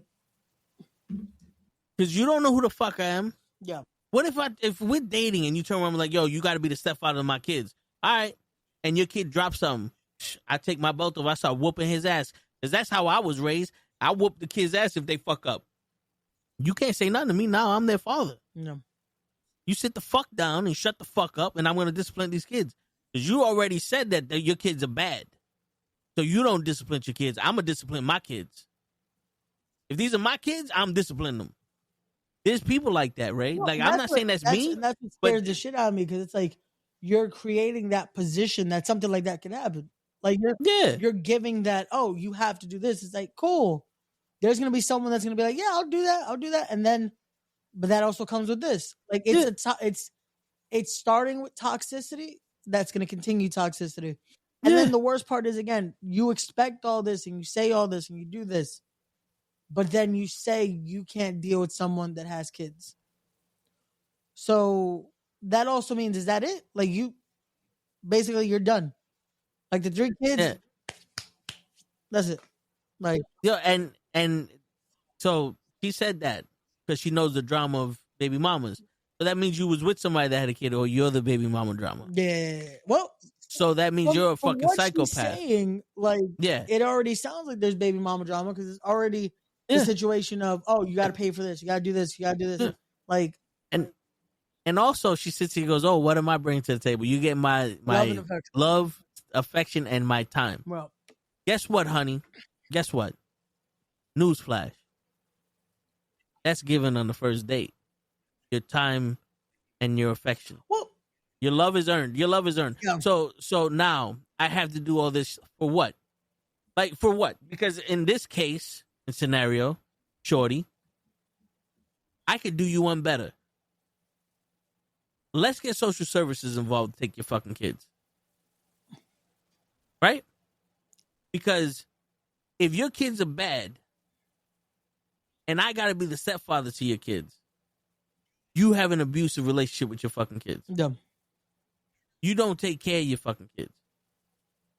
You want me, a random nigga, that got good enough game to fuck you, to now take care of your kids. Shorty, let's take them out of the equation. Let's have a normal relationship. You know, like at this point, because like I said, what are you doing? Yeah. I'm not gonna have a kid with you. I'm telling you the straight up truth, Ray. I don't think I would fuck her because I'm disgusted with the way she's acting. But let's say it just so happens your boy got game and he got time and he's just beating. You not having my kid, you a bad mother. Ain't no mother of my child gonna act like that. I was raised with too much self-respect and I got too much love for my kid for you to be that fucking kind of fucking person to be doing that shit. Yeah. You're not auctioning off my kids to the highest fucking bidder. I'm sorry. You know what I'm saying? The fact you said my kids are bad, you a bad mom.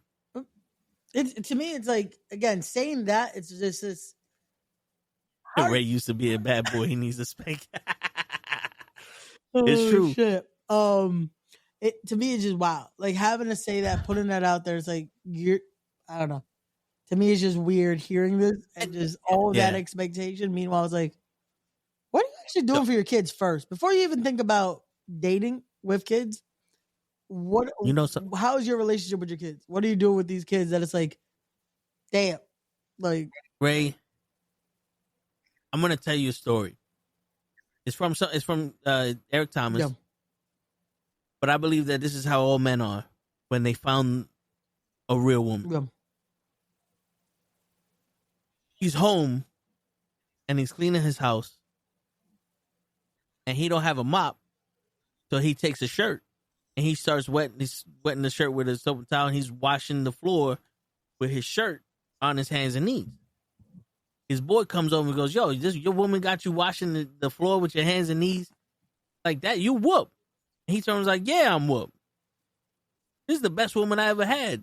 She's been through shit with me when I had nothing, when I lost my father, when I blah, blah, blah, when I this and that and this. Hell yeah, I'm whoop. Because I'll do anything to keep this woman because she's such a good woman. If I got to be on my hands and knees to clean the fucking floor, then that's what the fuck I got to do to keep this woman."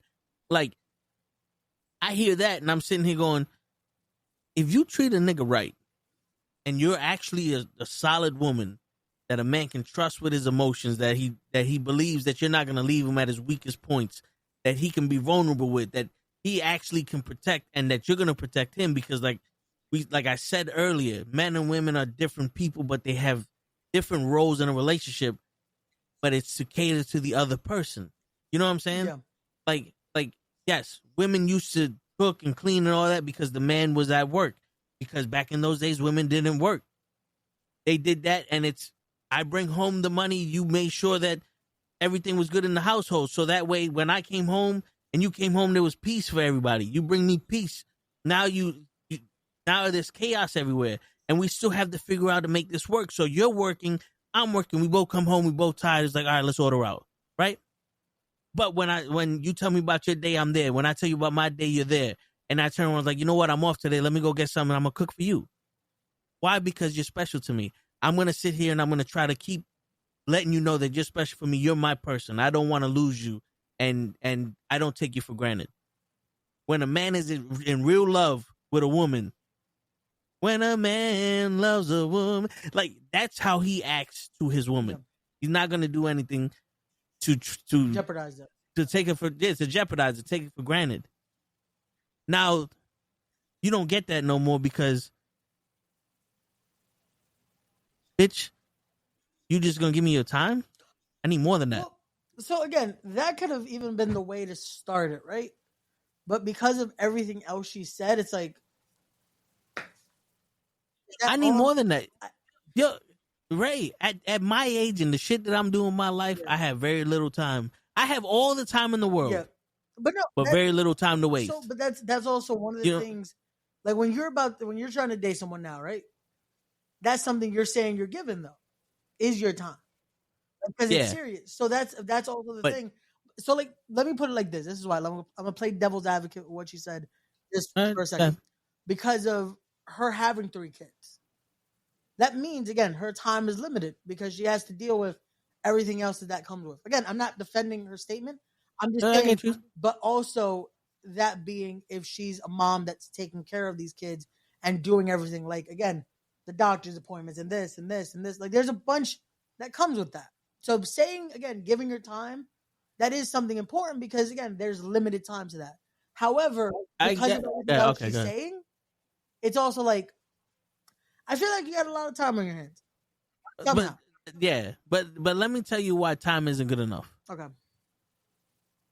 Now, for her, let's say she's my sister, my cousin.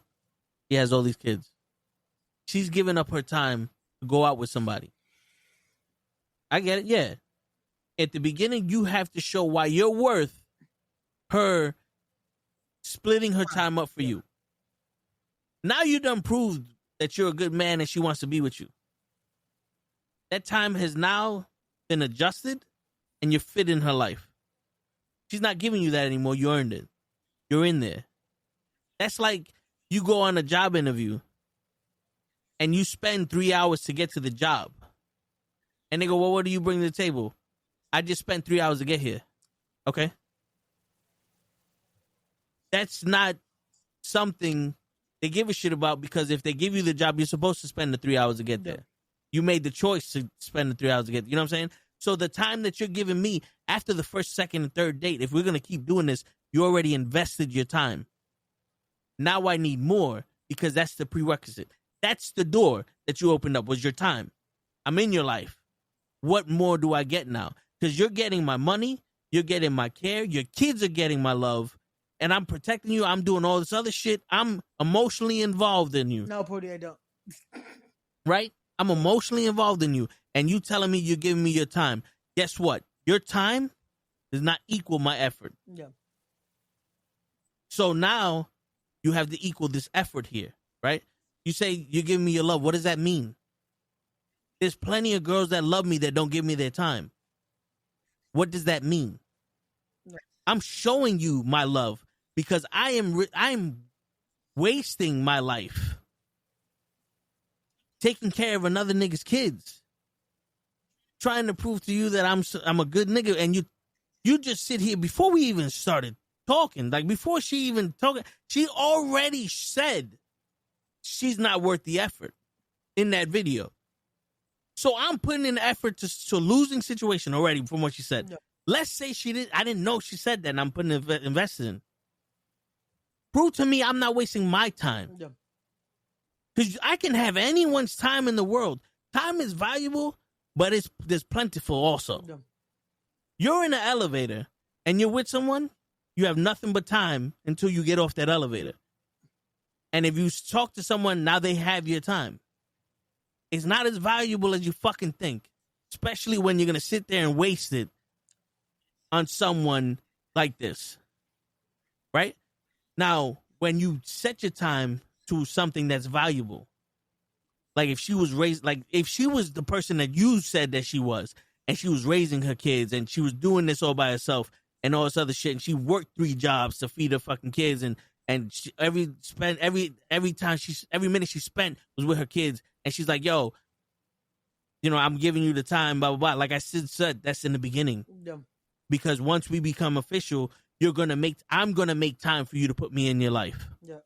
We're still not going to be in this shit where I only get an hour a week to fucking see you, because now I got to take care of your fucking kids. You know what I'm saying? So it's like, what are you doing? Yeah. What are you doing? Because a relationship is not supposed to be 100% zero. Yeah. A relationship is not a parenthood. And I say that because everyone says a man marries his mother. And the only reason why that makes sense is because you are supposed to love us at the same capacity as our mother does. When we find a woman that loves us at the same capacity as our mother did, which means that they don't sit there and judge us for how we feel. They don't sit there and throw shit in our fucking faces. They love us like for every mistake that we make. Yeah. Like, yeah, there's unforgivable shit. I'm saying that just as a fucking man. Like, you didn't pay the bills or, like, you didn't make enough money for the lights. They're not going to throw that shit in your face and go fuck somebody else. You know what I'm saying? Like, they're sticking by you at the tough times because your mom, you can go to jail for killing fucking 25 people and your mom be the only one visiting you. Yep.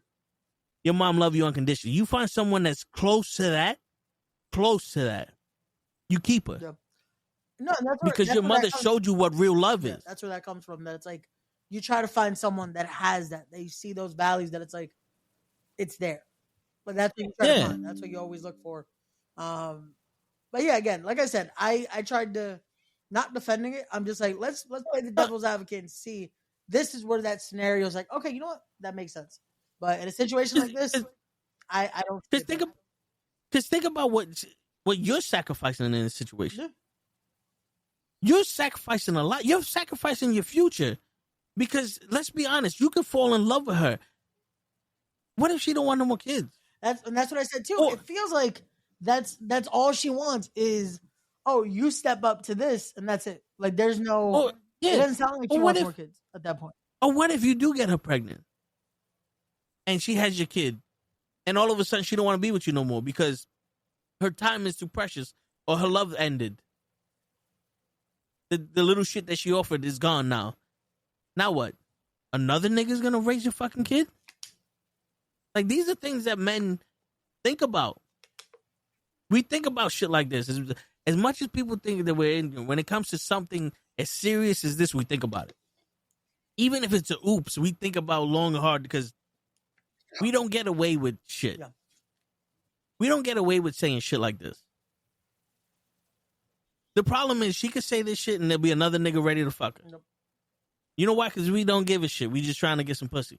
But the real dude that would actually do that for her, the real sucker, that's who she takes for granted. Unfortunately. You want to hear that other video of her talking about the shit, the non-negotiables for dating her? Let's see, because this will prove. These are the requirements that you need to have in order to date me, a single mom of 3 kids. It's the same woman. Number one is that you need to be making at least $130K a year, and you need to have at least 2 side hustles. If you cannot make $130K or more, then you are out of my fucking league. How do you expect to give me money for my kids if you only make $50K a year? Second is I don't date men that are younger than me because for obvious reasons. So if you are 26 and over, then you qualify. 26 to 35 is the age limit. Okay, I feel like 35 is pushing it because they look old as fuck already. Oh, I'm 26. I'm a baby. So yeah. You have to have at least 3 cars under your name. Your second car has to have 8 seats because I have 3 kids. Oh, I want them to be comfortable whenever we go with you on a trip or something. You want me to come with you? I'm going to bring my kids, and you need to have enough space for my kids. So that's why I require you to have an SUV and a vehicle of your own if you're going to be dating me. Another requirement is that you have to have, these are the have a property under your name, and you have to be looking into getting your second property. Have to get a home that has 6 rooms because each of my kids have to be in their own room. So you have to be considerate. Obviously, math isn't her favor. Yeah, because I'm just like common sense, like. It's common sense you need 6 requirements, then you're not the fucking one. The last requirement is that it has to be pink. If it's not pink, no. So I'm on a white dick. Pink and brown go together. Pink and brown, like what? Duvalin, you know? I'm happy that she likes white niggas. Because math, right? I was like, why do you need an 8-seat? Like, why do you need 6 rooms for 3 kids? Yeah, like. Are you also planning on not sleeping in the same room? Yeah, with your kids sleepwalkers? Like, where is this going? I need 8 seats for my 3 kids. Yeah. So wait a second, why do you need 8 seats? Like, the fuck? Okay. Yeah, no. So this proved what I said earlier about, okay, so the flip. Yep, okay. This is a real video, and the first video that we heard was her also. Yeah. Bro, it's crazy. Because there was a time when I said not all women are like this. But I'm starting to think that the young ones are like that. Yeah. Yo, listen, I'm in a group chat, right? And this could be a joke, but I'm in a group chat. And I just messaged, there's women in there. I was like, yo, it's so bright outside. It's as bright as your smiles. And instantly, now, normally they don't respond to me. But instantly I get a response. That was weak. Send the Cash App. And so badly I wanted to be like, I only send Cash App for fucking. I only pay my hoes. You know what I'm saying? Like, but I didn't, because, you know. But I'm sitting there like, yo, now all of a sudden that's what it is? Like, all y'all want is money? Do we know what that is, right? Like, I just would like to throw that out there. Like, you know what that is, right? What? Prostitution. Oh, if I have to throw money at you to fuck, that's prostitution. And there's women that's willing to do it for cheaper and less time. Now, their time is valuable. Yeah.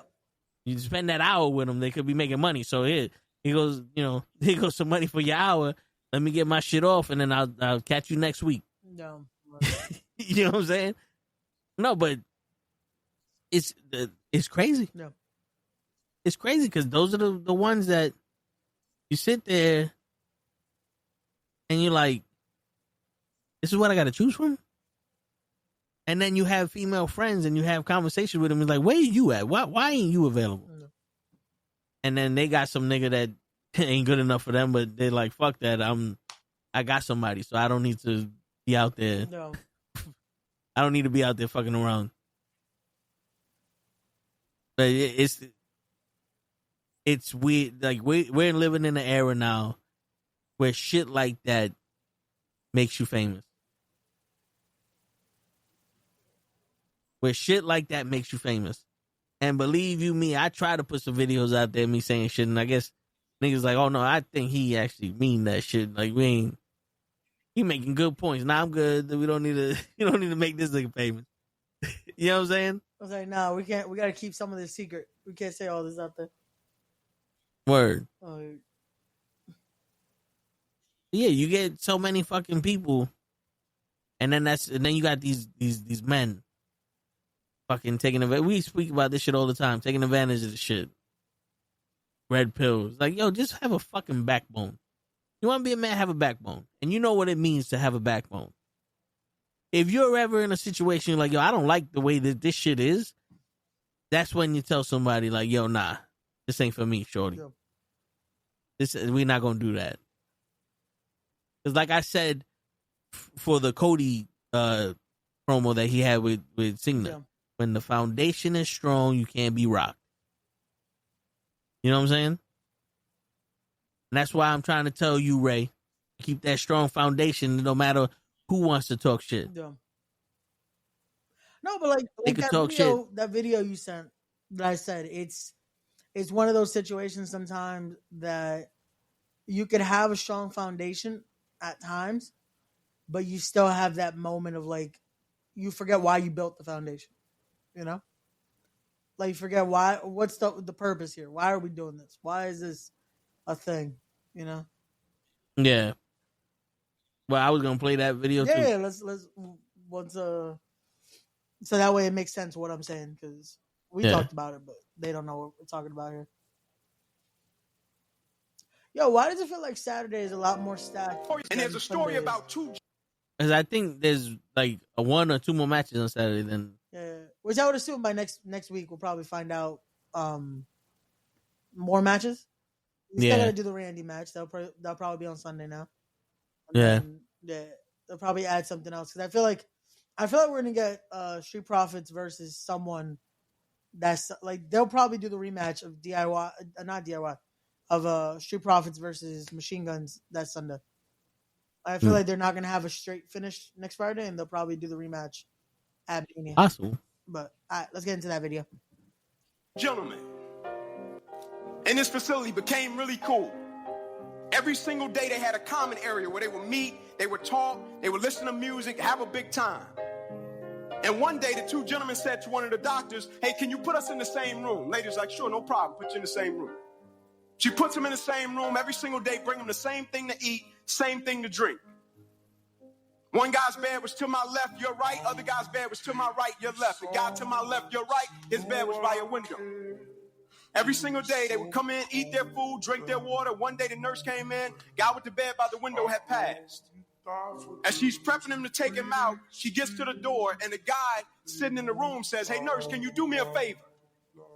Whenever you get my guy situated, a day or two, will you come back and please move my bed by the window? I want the opportunity to look out of the window and see some of the things my boy used to tell me about." He says, "Tell me about beautiful skyline, beautiful kids, beautiful people walking, playing, beautiful flowers. Can you come back and move my bed by that window? I just want the opportunity to look out there when I get the strength to see what he used to tell me about." He says, "Sure, no problem." Day or so later, comes back, moves his bed by the window. He's sitting there, brings him something to eat, something to drink, eats his food, drinks his water, finally gets the strength, lifts himself up, look out of the same window, and the only thing he sees is a big brick wall. And he starts yelling and screaming, "Hey, nurse, nurse, can you come in?" Nurse comes running in. "What is it?" He was like, "You remember my boy, right?" She was like, "Absolutely." So he's telling me about beautiful skyline, kids, flowers. Like, "Can we please get this big brick wall removed?" And she looked at him. She said, "You didn't know?" He's like, "No, ma'am, no what?" She said, "You didn't know?" He said, "No, ma'am, no what?" She said he was blind. She said he couldn't have seen that even if he wanted to. She said, "You didn't know every day he did that because he knew it brought you to it. Every day he did it because he knew it brought you peace.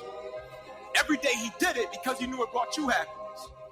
And so I have to pose the question, what's the GPS destination that's on the end of our decisions and our choices? But most importantly, why do you do what you do, man?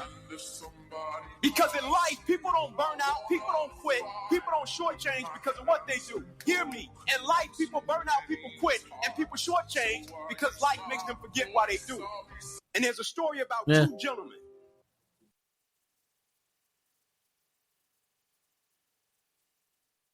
Shit. The story in itself is fucking powerful. Yeah.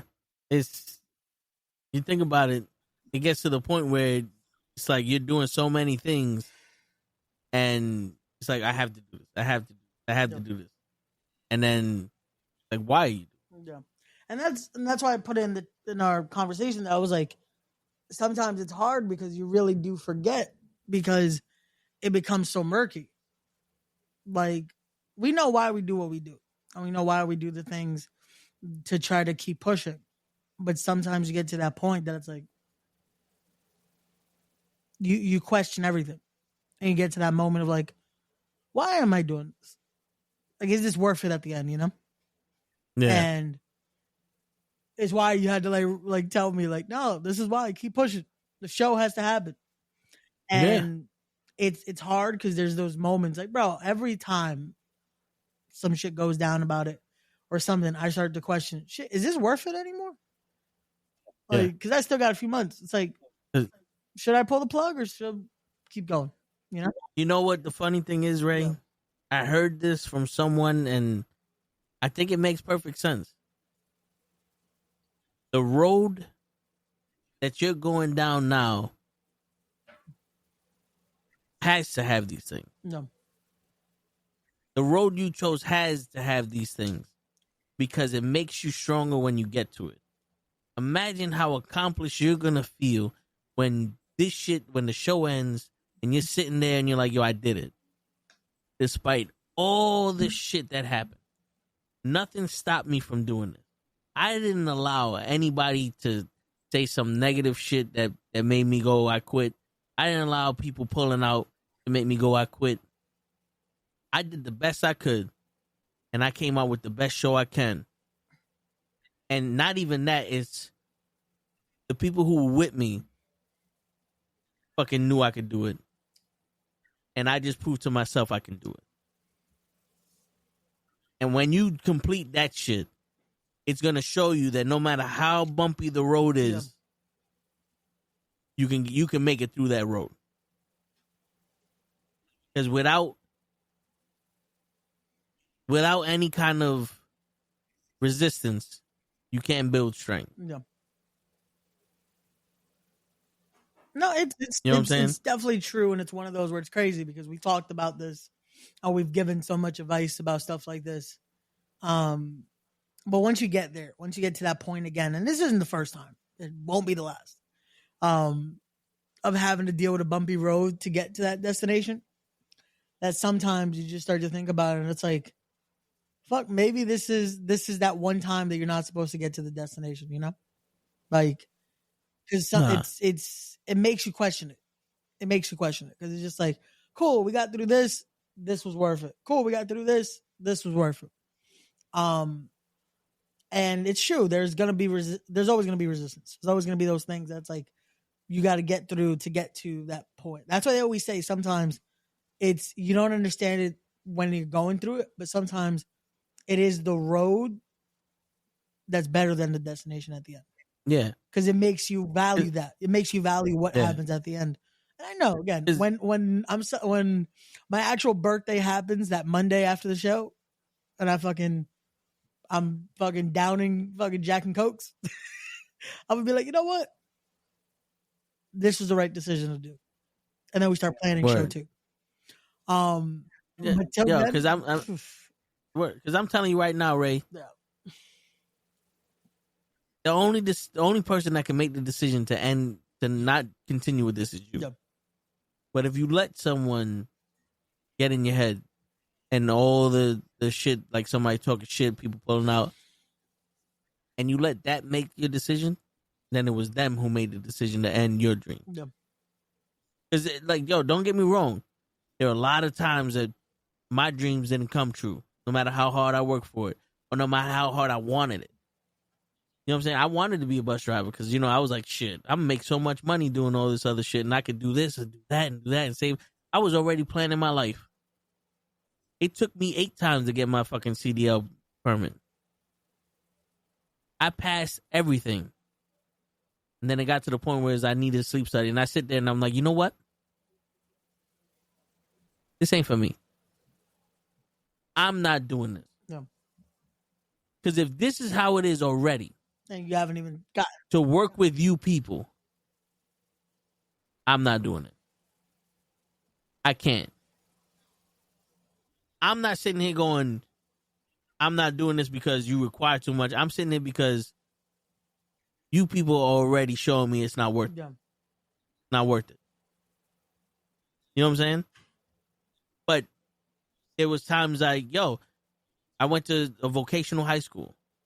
We had automotive in it. I was used as a patsy, Ray. I went to an interview with Manhattan Motor Corp. I could have been working on Lamborghinis and Ferraris and high-end cars. But they used me as a patsy because they had the kid who tested the highest versus me who had the lowest grades. Not because I didn't know nothing. It's because I didn't go to school. Yeah. But when my junior year hit, that's when I started taking it serious because I had the opportunity to be a apprentice at Toyota. And I started going to school seriously. And they taught me more at Toyota than they did at the school. Of course. And it got to the point where the kids started asking me questions because they couldn't get a full answer from the teacher. And the most knowledgeable thing is experience. So there'd be times like you have to take these 2 bolts off, right? Sounds real. Sounds good. You take these 2 bolts off to take off the brakes. Yeah, cool. What happens when those bolts don't move, right? Experience comes in. You can either learn it by yourself or learn it from someone who went through it already. Yeah. Right? But then I realized, I can't trust these niggas to get an internship. So I have to do it myself. Yeah. And when I started doing it myself, one teacher that held me accountable actually sat there and was like, because he was one of those, if you miss one more day, I'm going to fail you. Yeah. I don't care how many days you can be out. You miss one more day, I'm going to fail you. I couldn't see my brother off to the Navy because of that. He saw me come every day. He saw me do the work. He saw me actually started tutoring other kids because, like I said, I'm not a dumb person. It's just I didn't go to school because I thought the school was full of shit. Yeah. And then he was the one that also had my back so I could get that internship. And I got that shit out of the program that was going to interviews because I helped them park their car. I wanted it. And I could have let the school go, well, I guess I'm not going to work for no company because they don't think that I'm good enough. Fuck that. The companies are gonna tell me I can't come, not the school. That's why it always is like, yo, my uncle always told me, what's the worst that could happen? They say no. You know what I'm saying? No. I've been told no my whole life. If there's something I want, you're going to keep saying no until we get it. When my mom passed, she told me that my graduation for college would be that she paid the student loans. She passed, and she wasn't paying it. She was sick. Then no one told me.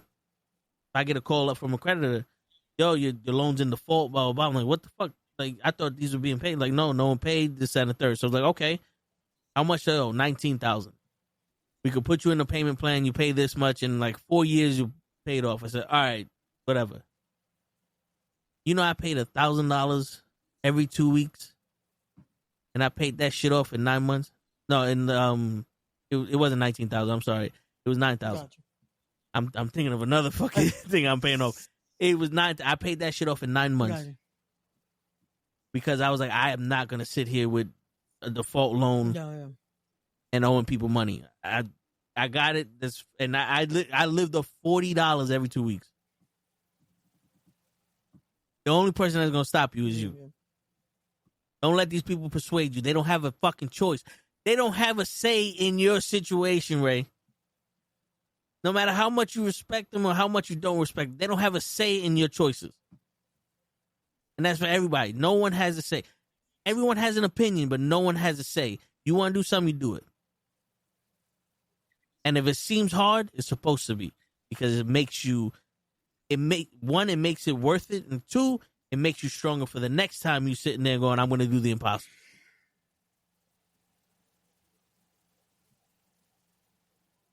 You know what I'm saying? No, definitely. It's just like, this is a different subject, but just like Show. He's like, I don't understand how you be trying to talk to these dimes and all this other shit. And I tell him because they're still a person to me. Yeah. I've been shut down by everybody. Why not be shut down by the person I like? Yeah. You know what I'm saying? You sit here and act like I wouldn't holler at every single person I see. I did. Ugly bitches, fat bitches, skinny bitches, Spanish bitches, Asian bitches, white bitches, all of them said no. If I'm getting no by the one I don't want, well, I might as well get no by the one I do want. At least there's a chance. At least then I could be like, fuck it. Yeah. You know what I'm saying? That's like going to a car dealership trying to get the fucking a 1991 Honda Civic with 4 million miles on it when you got money for a BMW. You know what I'm saying? It's like, bro, have a confidence in yourself. The only thing that can happen is they say no. Yo, if it doesn't work out, it don't matter. You got the experience. You can always do the shit again. Mm-hmm. But don't let your choices, don't let your decisions be someone else's choice. You know what I'm saying? Not you. No, and that's right there. Like even in your scenario, it's what makes it. Oh shit! Wait, I can't hear you. I'm sorry, Ray. Hey, Ray, are you okay, Raymond? Hey, Ray. Oh, I hear that now. What's going on? What's up? What's going on? Yo, how did she freeze the same moment? Yeah, it's like, look at my best friend. Your best friend is a black box. Hey, at least you don't discriminate. Hey, best friend. No, your camera turned off. Your camera turned off.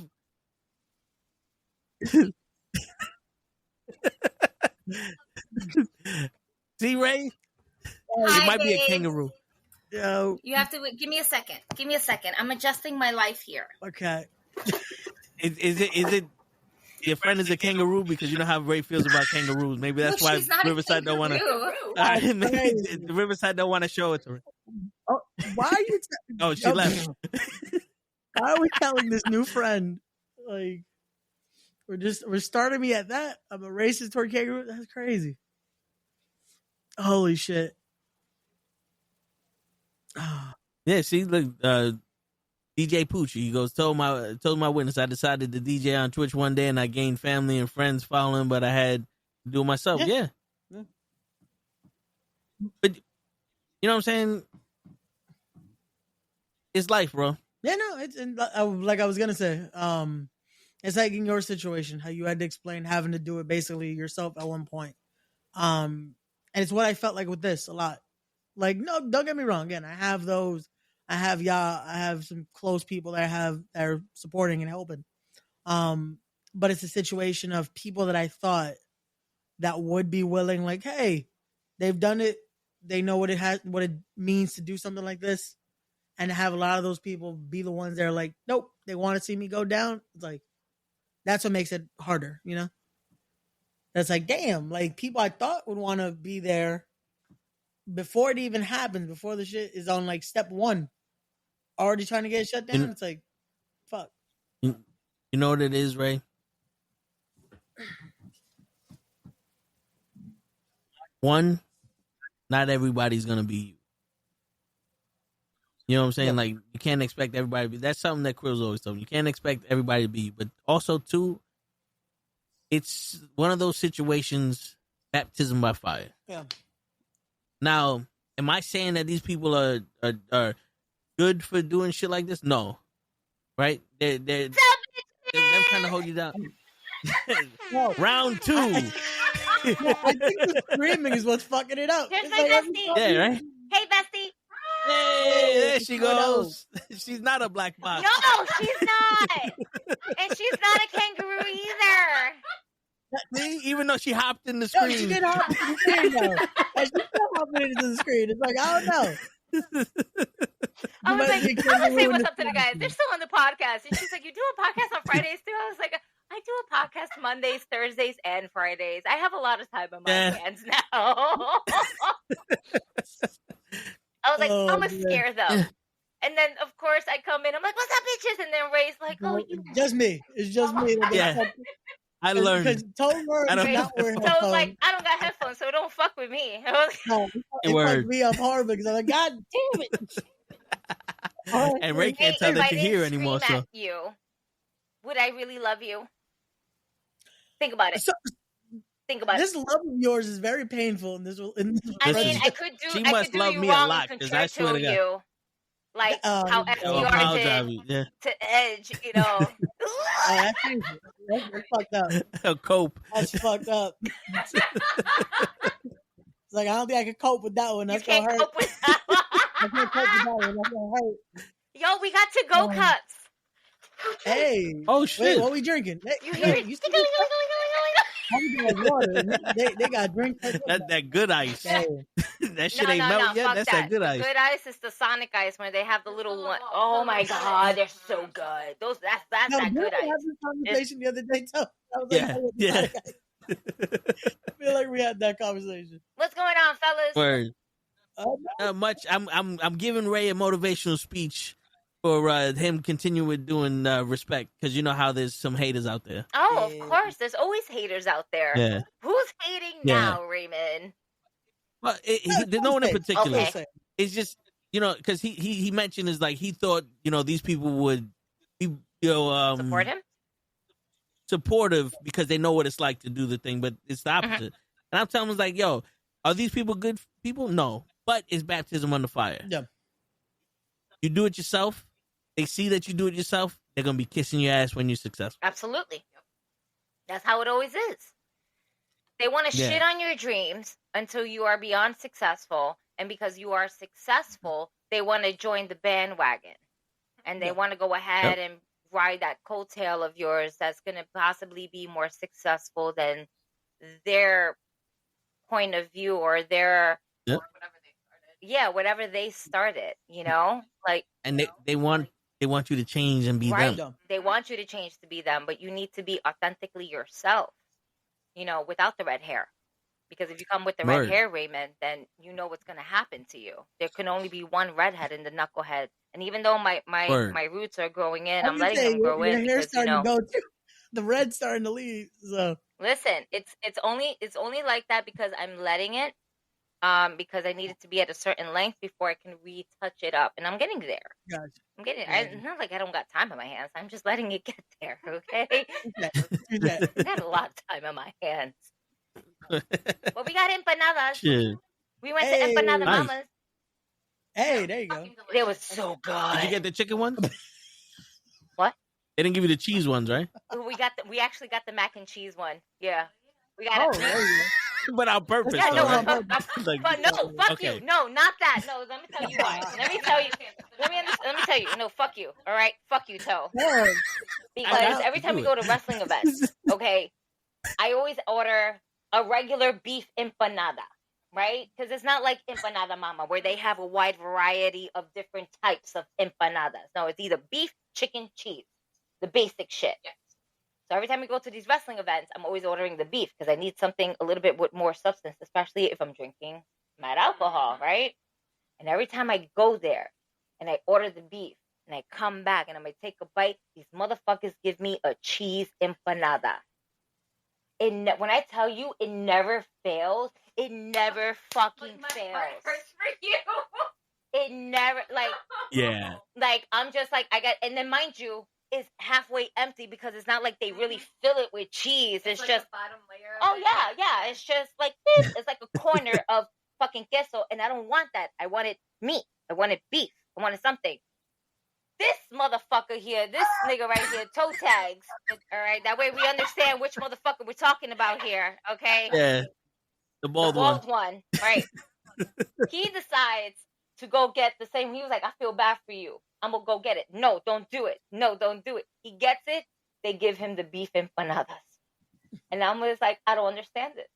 Why is it that every time I go, they just give me cheese after I tell them I want a carne empanada. I want a beef empanada. I said it in English. I said it in Spanish. And they still give me fucking queso. They still give me fucking cheese. And there's not enough cheese and bread and any of that shit to fill my needs so I can consume all the alcohol that I'm going to consume that evening. Proof I speak better Spanish than Gigi. You are not more. This motherfucker don't speak a speak of Spanish over here, and he's saying that he's more Spanish than me. Man, fuck you. Fuck you. So it never fails that when we go to this one particular venue, when I ask for a beef empanada, they always give me cheese. It never fails. Never. Yeah. One time I think they well, not them, but I think another one where I was looking for empanadas, they were looking for me for about an hour, and I actually got my empanada like a whole half an hour later. At the brewery, right? No, it wasn't at the brewery. It wasn't there. It wasn't at the Bronx Brewery. It was at Wynn in the Elks Lounge. Oh. Okay, yeah. I ordered it, and they were like, "Oh, we out, but we can find you." I was like, "I'll be over there with the loud people." You can't miss me. I'm the one with the bright red hair. You can't miss me. Whatever section Gigi's in is the loudest section. That sounds about right. Wherever we go, wherever I go, yeah. I should say. Yeah. I've literally known you for over 20 years, and I can say for a fact that's true. There you go. Yeah. See? So, yeah, but Ray, don't let these negative Nancys get to you. Yeah. Time to go, go suck a dick, suck the motherfucking dick. Sucker, you just smell dick. Go suck a dick, suck a dick, suck a motherfucking dick. Suck a dick, sucker, you just smell. It's been a while since we did got that. it ready. I'm just saying. Word. Well, it's hard to time it. That was great. I need that in my life. I need that clip. Oh my god, this is what we do though. That's my theme song, and everybody wonders why. They were like, "Why are you telling her to go suck a dick?" I'm telling everybody else to go suck a dick. Word. Sucking dick is just another Tuesday for me. I'm just saying.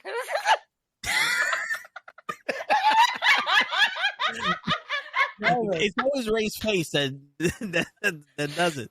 You know, like, with the mouth open I'm just and surprised everything. you're not grabbing that imaginary handle. And you guys, I wanna let you know. I wanna see their faces. I wanna let you know.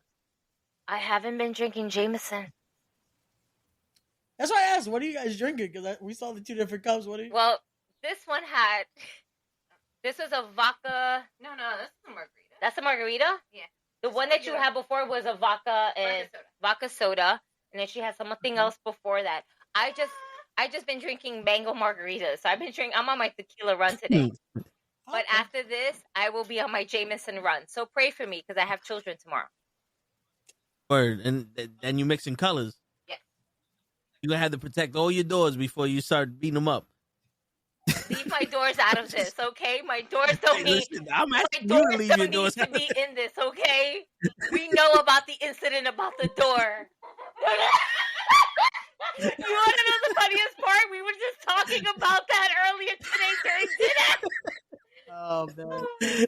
And you're drinking I have it tequila? taped with no. clear tape now because what happened was that I opened it. Yeah, go check it. Go look in my closet. You'll see it's a clear tape over. It's mainly because I opened it and the thing got stuck in there. Well, my towel got stuck in there. And the mindset wasn't, let's try to pull this out first. Nope. She's dying. No. Holy shit. Oh my god. The door was in my way that night. And it had to get out the way. It had to move, bitch. And I was singing the Ludacris song. Move, bitch. Get out the way. Make sure all the doors are open so she doesn't. They need to be closed. If they're open, that's the problem. All right? The door was open. That was the problem. I just opened it more. Completely out my way and off the hinge. And don't go across the street and break that one like they did last week with that alarm. Yeah, don't sound the alarm now. Oh, from across the street? Yeah. So the building across the street, the new one? Yeah. We were doing the podcast and out of nowhere, the alarm started going off. And it was on a Friday. And all you heard was beep, beep, oh, God. Beep, because somebody, I don't know who fucked around with the alarm. But then that shit was going on. That happened on a Thursday, actually. And that was going on throughout the whole weekend. Yep. Nobody. No, it was on a Friday. Because it was on a Friday. It was on a Friday. Because Friday was starting the weekend. And they were here and they were like, whose alarm is going off? I was like, oh, you guys can hear that? That's actually happening across the street. That's how strong this microphone picks up, dude. Damn. Timu, 21, 16, 7. The whole setup, this, everything. You said she turned right into the advertising team. With the hand moves. I was like, damn, she saved a lot more money than we did on this shit. God damn. Shit, 2167 wasn't even a tax on this shit. 20. No, it was close to 21, but not 20 as in $21. Yeah, fucking $2,000 for all this shit. Jesus Christ. That was my alarm when Trump. I fell asleep with Riley. Not this one. Bro, I cannot tell you what I don't know what I spent that money on when we got that. I don't know. So because I don't have my headphones on. Yeah. Ray sounds like. Oh God, hold on. Can you hear me now? Particular app that Riverside in general, like the volume is always like super low. In order for me to hear them, I actually have to put my headphones on. That's why I removed that, or I gotta sit like right here so that way I'm directly talking into the fucking mic. Yeah, you are like 3 feet away from the mic. To be fair, you have an arm, right? Yeah, right. You can. Yeah, no. An extender. Extender. Shut up, bro. Because I call this an extender because it extended. It makes sense, right? See, she understands me. I understand. I know you understand this. It's toology over here. You understand it. Toology. It's toology. Yeah, toology. That's your wild. Okay. If I can speak show, I can speak anybody. Yes. Which, again, we're on the Toe and the Show with Ray and GIGI, and there's still no show. His name is Show, but he never shows up. No. Word. That makes sense. Yeah, no, he doesn't make sense either. No, it does. He's a Dominican man who drives with sunglasses on. Yeah. We just go with it at this point. All the time. Make it make sense. Right. Just go with it. Yeah, no, he can't find his way. Nope. It must be. He can't find home. Like the homeless kids. He can't find home. Damn. I told her about Riley's joke, and she's like, "Oh my god, she is your daughter." That legit. It's like, goddamn, like she already started with them. It's like dark jokes already. It's like, we gotta start them young, Ray. Like. Word. You can't wait until they're older. Be like that girl. It's not that as fun. Did I send you the video of that girl that goes, if you want to be with me and my 3 kids, you need to make $130,000 a year, be on your second hustle, have 3 cars, and the second one needs to have 8 seats. You need to buy your second property that has 6 rooms because my 3 kids need rooms. I'm gonna need you to pull up that video and play it right now because you probably sent it in the group chat, but I just did not pay any attention. To be fair, to be fair, I did tell you guys that my bestie was coming on Saturday, and that was not the case in scenario because she calls me. She calls me and she's like, hey, so I just got out the train station. I'll see you in a few minutes. And I said, wait a minute. But I thought it was Saturday. No. Why do you think I told you I was dropping off my rental in the afternoon? I was like, because I just thought you was just dropping off your rental. You was just letting me know you were dropping off the rental. I didn't know. I thought it was just a Saturday event. I was like, but you're here. Yay. Let me wake up from my nap. She woke me up. I was like, hey, no, don't worry. I was just sleeping. It's okay. I got to get up anyway. Listen, you know what it is? This weather on top of that just made me like. Oh, no, yeah. It was gloomy as hell today. That was just like, I kept yawning. Yeah. I felt bad apologizing to so many people because I was just like, why am I yawning? It's like 3 o'clock in the afternoon. It's the weather, man. That shit just got me. This morning, I was running around doing some errands. I had to go to court for some shit. Don't worry. I'm here, so therefore I'm not arrested. And I don't have to post bail. Nice. Right? Isn't it? But you got acquitted, Ray. But the next time I go, I don't know about that. I'm going to have to call y'all. No, that's not good. But where's Kenny with all this money? Word. So we got to talk to Kenny about this. Kenny's MIA. He ain't got no money. All that money is going into his kids' football and baseball league. Yo, facts. Keep going. It's like, damn. Keep going, Kenny. We believe in you and the boys. But like I just had to go handle some stuff. I came back a little bit after 11, and then I was just here sitting down. I smoked a little bit.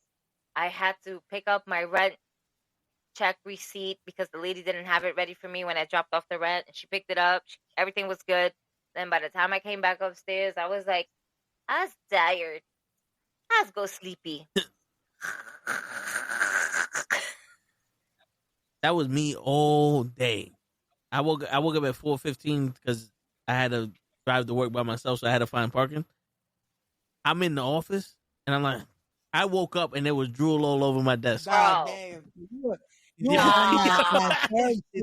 Like that was. Yeah, I was like, damn. Yo, but did anybody catch you sleeping? My boy was sitting, the one that showed up when we was on the video chat. Yeah. Gotcha. His name is Alex. He was right next to me. Just let you sleep. And he just like let you? Yeah, no, because he dead ass told me. He's like, he told me, he's like, yo, you got an hour. I'm like, what you mean? He goes, she's not gonna be in here for another hour and a half. You good? And then if he knows she's coming, he'll be like, he'll make a loud ass noise just out of nowhere. He'll start whistling. He'll be like, yo, you know what happened the other day? And I'll wake up and like, yeah, I'm still working. We got a system going on. You get paid to sleep. You know. Listen. Yo, to have a coworker like that, word, like. I work hard for the money. I sleep hard for the money. There you go. That's like. I get in that REM sleep for the money. That's what I was about to say, yo. You were in that REM sleep right there. Word. Had any dreams, bro? Did you dream that we were going to make it big one day? Yes, but I can't say it on here. No, but you can say that you were sleeping on the job. That's real good, bro. That's priorities. Priorities. No, I had a dream that someone woke me up the way I wanted to be woken up. Wait, to a blowjob? But then I woke up on some, wait a minute. Whew, okay. Wait a minute. Yeah. To a blowjob? Wait a minute. I want to be woken up the way I wanted to be woken up. To a blowjob? No, when you fucked up. Yeah, I'm over here like, it's just like shit. I'm over here like, wait a minute, that felt real. Wait a minute. Who the fuck's in here? Who's touching me? Starts looking around like, wait a second. It's your boy. No Diddy. Yo, I dead ass did that. I woke up, I was like, who? I was like, who the fuck just rubbed my chest? I'm like, ain't nobody in here. I be telling you, you better be careful. Shit. You work in a hospital. I don't be sleeping all the time. All them like dead ghosts be like, ooh, this one plump, baby.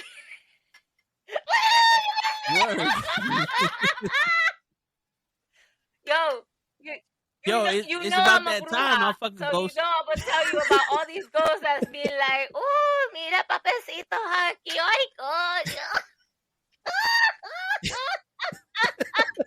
Shit, all she got to do is look in her prime. She'll be all right. I'll fucking Oh my God. Somebody got to do it.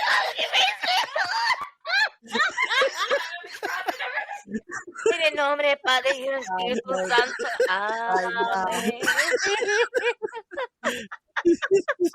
Shit.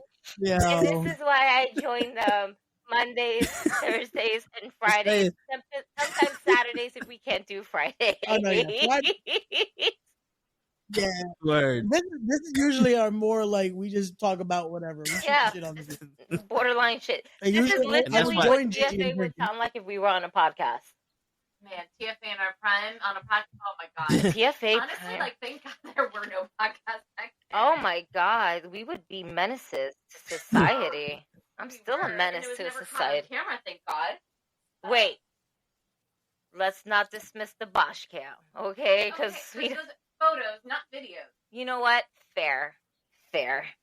Listen, Purple's best wishes has a lot of footage in general. I mean, you guys saw my fuck video compilation that he did of me. Wait, you Yeah. gotta clarify that because that just sounded like something. No, remember the No, video I where she know. fuck, We know this. fuck, I'm you, just- Not that type of fuck compilation. My God, Raven. Yeah, Get your head out the gutter. I'm the one that's Video, drinking, and I'm not even fucking thinking that. This is why you You're got about okay. 555 different baby mamas. Come on, Ray, you're old enough to know that's a sex video. It's not a fuck video. Bird. You gotta Bro, we advertise talking- these things, boy. That's I'm a right. broke bitch. I don't know if Shit. you know this, but I'm a broke bitch. I got a birthday party to plan tomorrow. Is this your promo for an OnlyFans account? Listen. Just starts to play displaying Listen, the link on the OnlyFans bottom don't pay below. enough. I heard No. it has to go through another Oh. type of channel. Listen, I thought about starting the OnlyFans, but then my knee gave out. I was like, shit, I can't be doing this shit no more. Oh, this is why you pull the Mr. Miyagi, bro. You go on the other knee, you be all right. That's the problem. Oh, you fucked up both knees, then Yeah. that's it. You're Really? I know. You can go with the Mr. Miyagi The move shit? requires both knees, Ray. Shit. This is what I deal with all the time, though. This is- See, the problem is you. Yo, I'm sober. That's when you I'm make the fully- girl go, I Daniel am son. fully sober right now because I'm on pain mode. So, we're here. Oh, man. We are here. We are here. Word. And I made Yo. sure. And that's what I was telling you, That's Ray. why I made sure. I was like, the guys are still on. Let me pop in and say what's up to Yep. these niggas. And she's like, I'll Word. just join you. And I was like, you should, because this room feels like 20 degrees less than what the rest of my apartment feels like. And after our walk and after a couple of drinks, it feels absolutely amazing in here. Like, I got the window open, the door open. It's a breezy outside. It's raining. But this apartment feels like a fucking sauna. Like, the vieja in this building Yeah. literally has this heat cranked up to 1,000. And I'm not complaining because I don't want to complain about I don't have heat in my building or anything like that. Pero coño. Like, No, can we I don't know keep what it at it a is. Like, minimum of everyone that talks 70, not of 85, 87, because fuck. You know what it is? Because it's on the first floor. And it's cold. No, she's old Yeah. and that's why she's I feel like old. they're doing that like everywhere this week because my heat is fucking going nuts right now. I'm like, it's cold, but it doesn't need to be this fucking high heat right now. Like, we'll be okay. Hey, That's what I'm Like, saying. shit. I This hear lady you. got this shit high. I bet you she sleeps with 5 different blankets and be like, I'm still fucking cold. Oh Oh shit! my Yo, actually, shut up. God. Shut the fuck up. Yo, This shut nigga. Why his face look like that? Why Show look like he was just like in his third dream right now? Yo, wait, Show look like he just finished robbing a bank and he's on TikTok bragging about it. Yo, we got them niggas, son. They wasn't ready for that. I pulled out the shotty and I said, get out, open up the register. Open up the register. Yo, Show look like he was knocked out right now. Yo, Show, you good, my guy? Good morning, sir. Yo, I've been kidnapped. We can tell. You ain't got your glasses on. That's how we can tell you were kidnapped, my bruh. Yeah. He's in a trunk. Come on, come save me. Where you at, bruh? What's up, my people? Mickey D's. I'm hiding in the bathroom, man. You know I'm why working. you keep joining when you're in the bathroom, bro? Hey, at least he's joining us, all right? Don't take him for granted. Didn't we have this conversation where Lay was asking us if I video call you guys, will you guys ever call and pick up? And didn't I say if I'm in the bathroom taking a shit, would this matter to you guys? And y'all said, oh no. Y'all laughed at me, but you said no as long as you're there. And then Toe called, and what was I doing? I was on the toilet. I swear to God, this happened yesterday. I was literally peeing, and they just happened to call, and I picked up the phone. All they saw was the bathroom door for a minute. That makes sense. It's funny because like Hutch called by accident, and then I think DJ called by accident. I'm saying like, yo, fuck this accident shit. We calling for real now. It's like y'all really wanted to talk. We know. Let it ring more than once. Group meeting. Fuck that. We're not gonna judge you. Yo, but the funniest shit, we started off this show with Leon asking Ray why he doesn't curse, and Ray got all political. People might watch me and all that. No, like, he was like, I'm being responsible. And I was like, yo, fuck that. I'm going to be myself. And then Gigi comes in and we just had some crazy ass conversation about a fuck video, a sex video. That's what I said. I'm talking about whatever. And Yo. Sometimes I kind of like Ray's like, I'm associated coming on that randomly, and then Ray is unexpected with me, like, fucking Gigi gotta come. Yeah, my ears just got nope. But Ray, you have to understand, Word. I'm Puerto Rican, so I'm naturally loud, so you must be prepared at all times. And you weren't prepared, so you fucked up in the game. Remember that. Word. You would think after being 26 years of being a Puerto Rican, the thing is that you don't think sometimes, and that's your fucking problem. And then you get fucked up, and now your ears are blown the fuck out because you weren't thinking. Pendejo. Yo, wait. Speaking of Puerto Ricans, I forgot to share this story with y'all earlier. That shit was just like, yo, some people are fucking idiots. I get in an Uber today, and this guy hears me and me and someone speaking Spanish, and they ask, "Hey, so where are you from?" And I'm like, "Well, I was born here. My mom's Ecuadorian, my dad's Puerto Rican." Oh, okay, so you're Spanish. I'm like, how do I answer this nicely? I'm from Brooklyn. I'm like, son. no, because my thing is, if you're Hispanic, you're not Spanish. That's not how we speak Spanish. But I'm like, okay, I'm gonna let him go. And then he's like, oh, are either of those places close to the border? I'm like, yeah. The border of these nuts.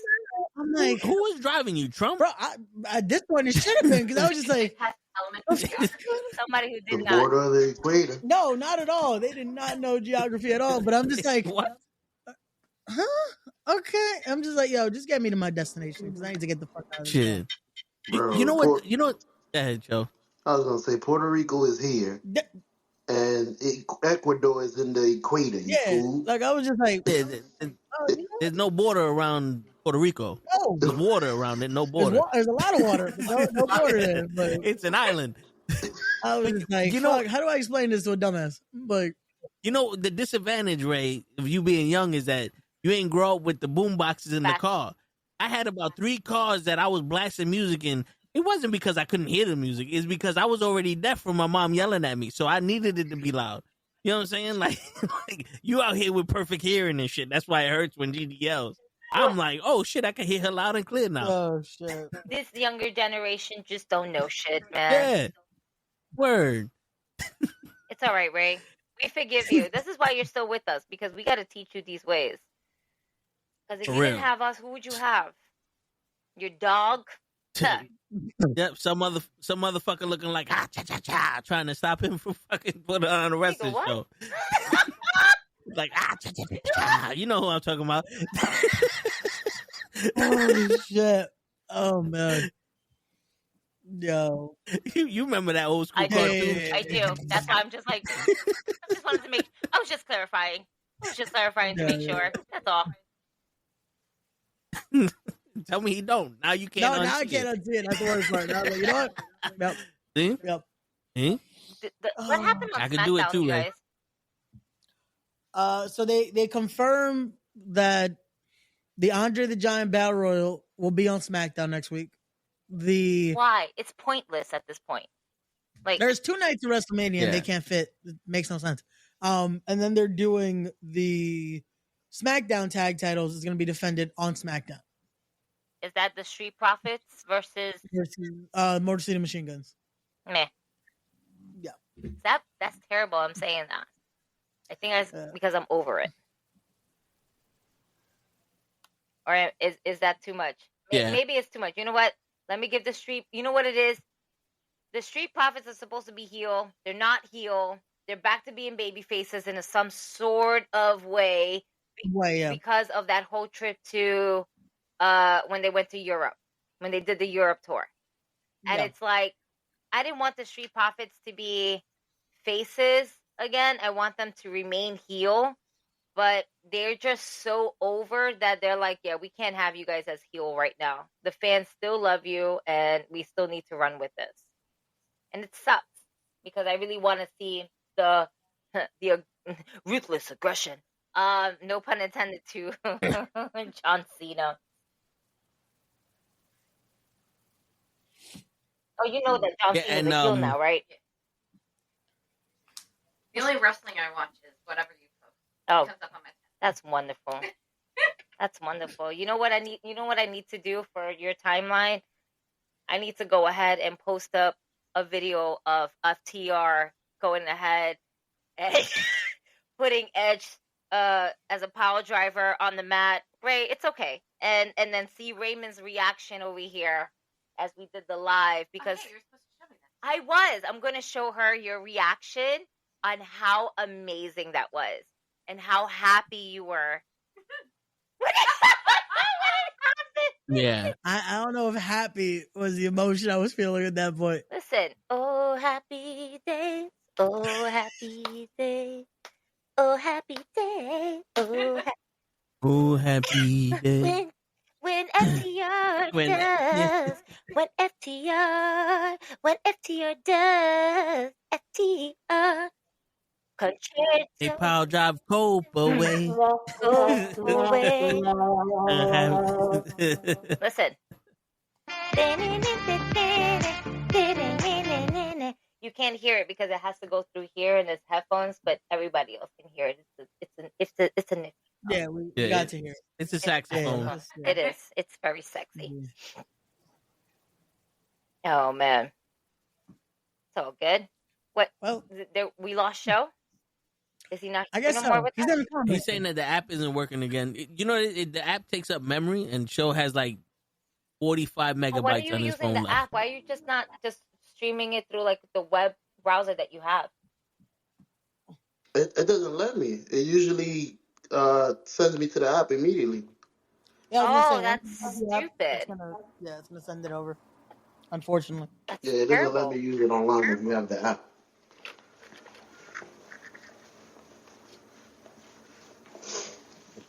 Nigga, are you working?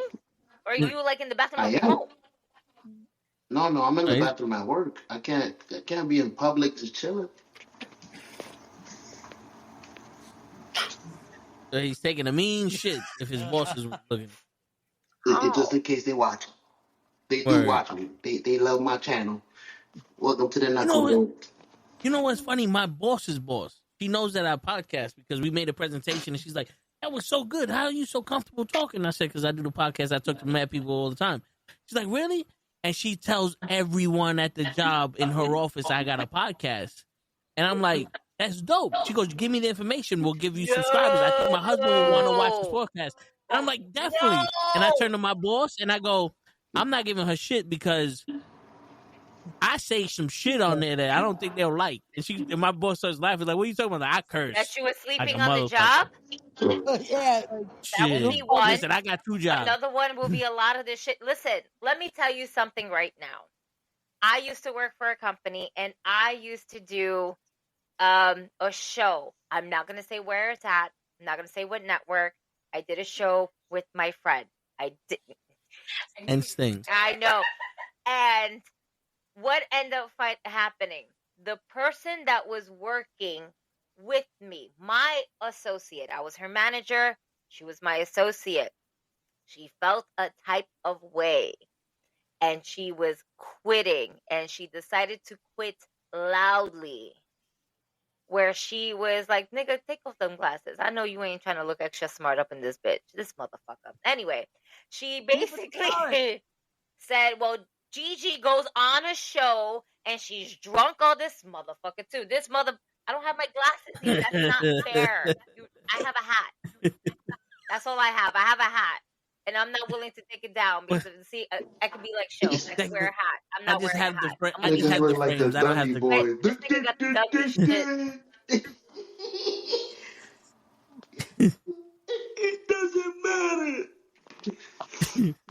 Okay, so she decided to quit loudly, and she outed you? Says, well, Gigi does a show, and the majority of the time she's drunk anyway. And she leaves here from work wearing the most revealing stuff, because it was in my young 20s, and all I wanted to do was wear hot-ass dresses that basically almost showed my ass.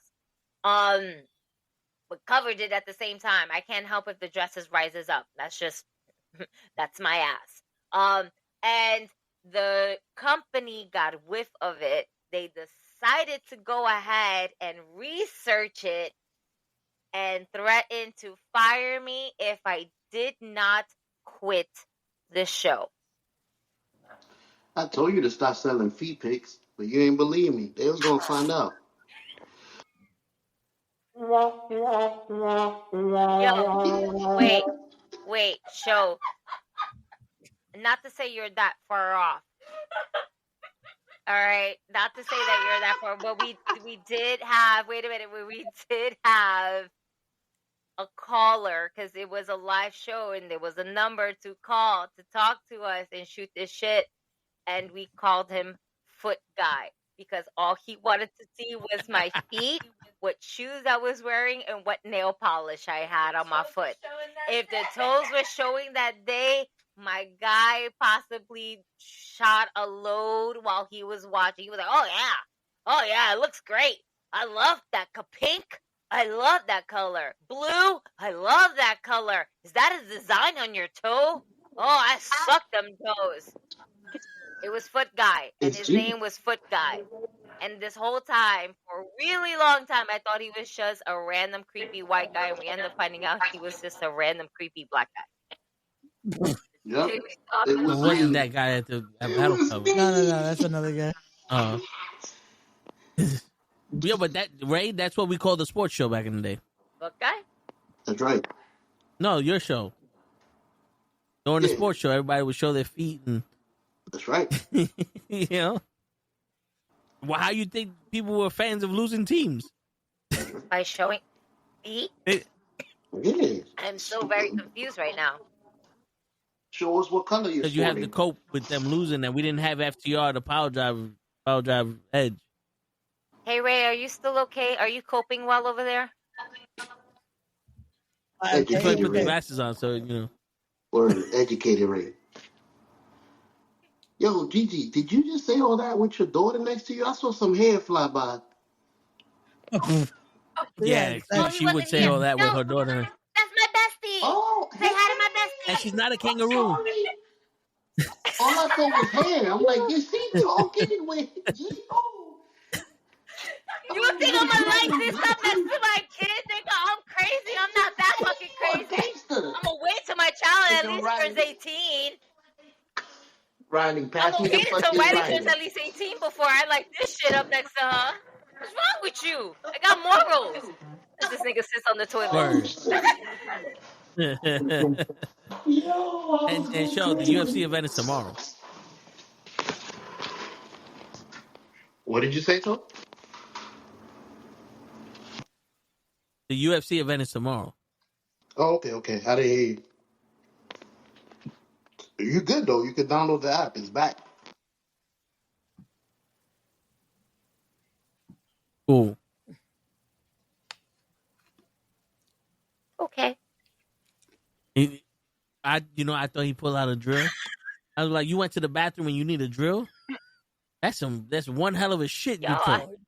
It said, let me unclog this fucking toilet now. Listen, I saw him sitting down. I was like this, please, God, don't let him get up and his dick is still out. We're trying to keep it PG. What's talking about those? We're not trying to go to TVMA. What's wrong with you? Yeah, this is like, well, there it goes YouTube. I did the Ric Flair promo. We're trying to get I ain't say nothing.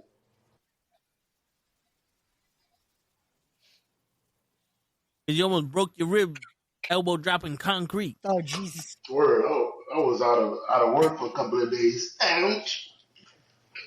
I need to make that video. That's got to be the funniest moment here. We haven't even tried to make a clip of that. A clip of what? When he did the Ric Flair and he took off his clothes and he elbow dropped the floor. So he just had keep that hidden.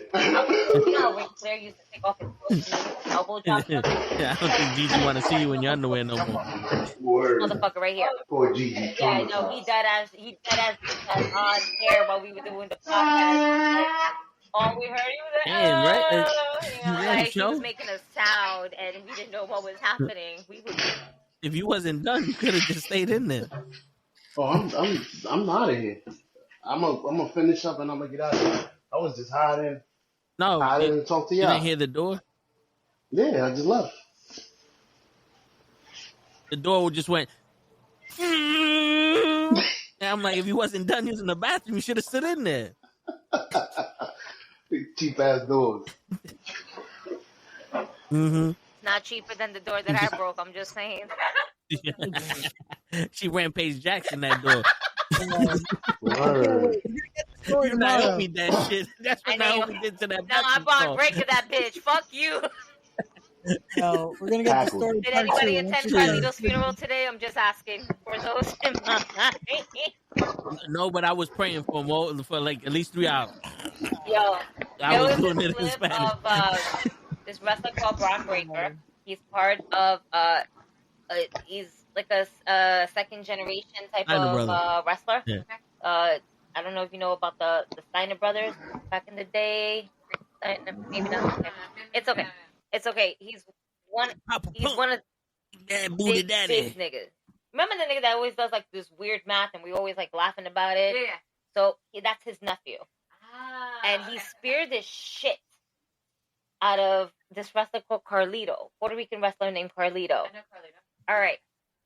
When I tell you he speared him, he didn't just... The man broke in half. I'm going to look up the clip for you. And this is a great Braun Breaker with 10 Ks. They spelled it with 2 Ks. It's so stupid. Spears. The man broke his clavicle. Broke his spirit. Carlito. I put Car, they put Carmelo Hayes. That's so funny. That nigga too. Carlito.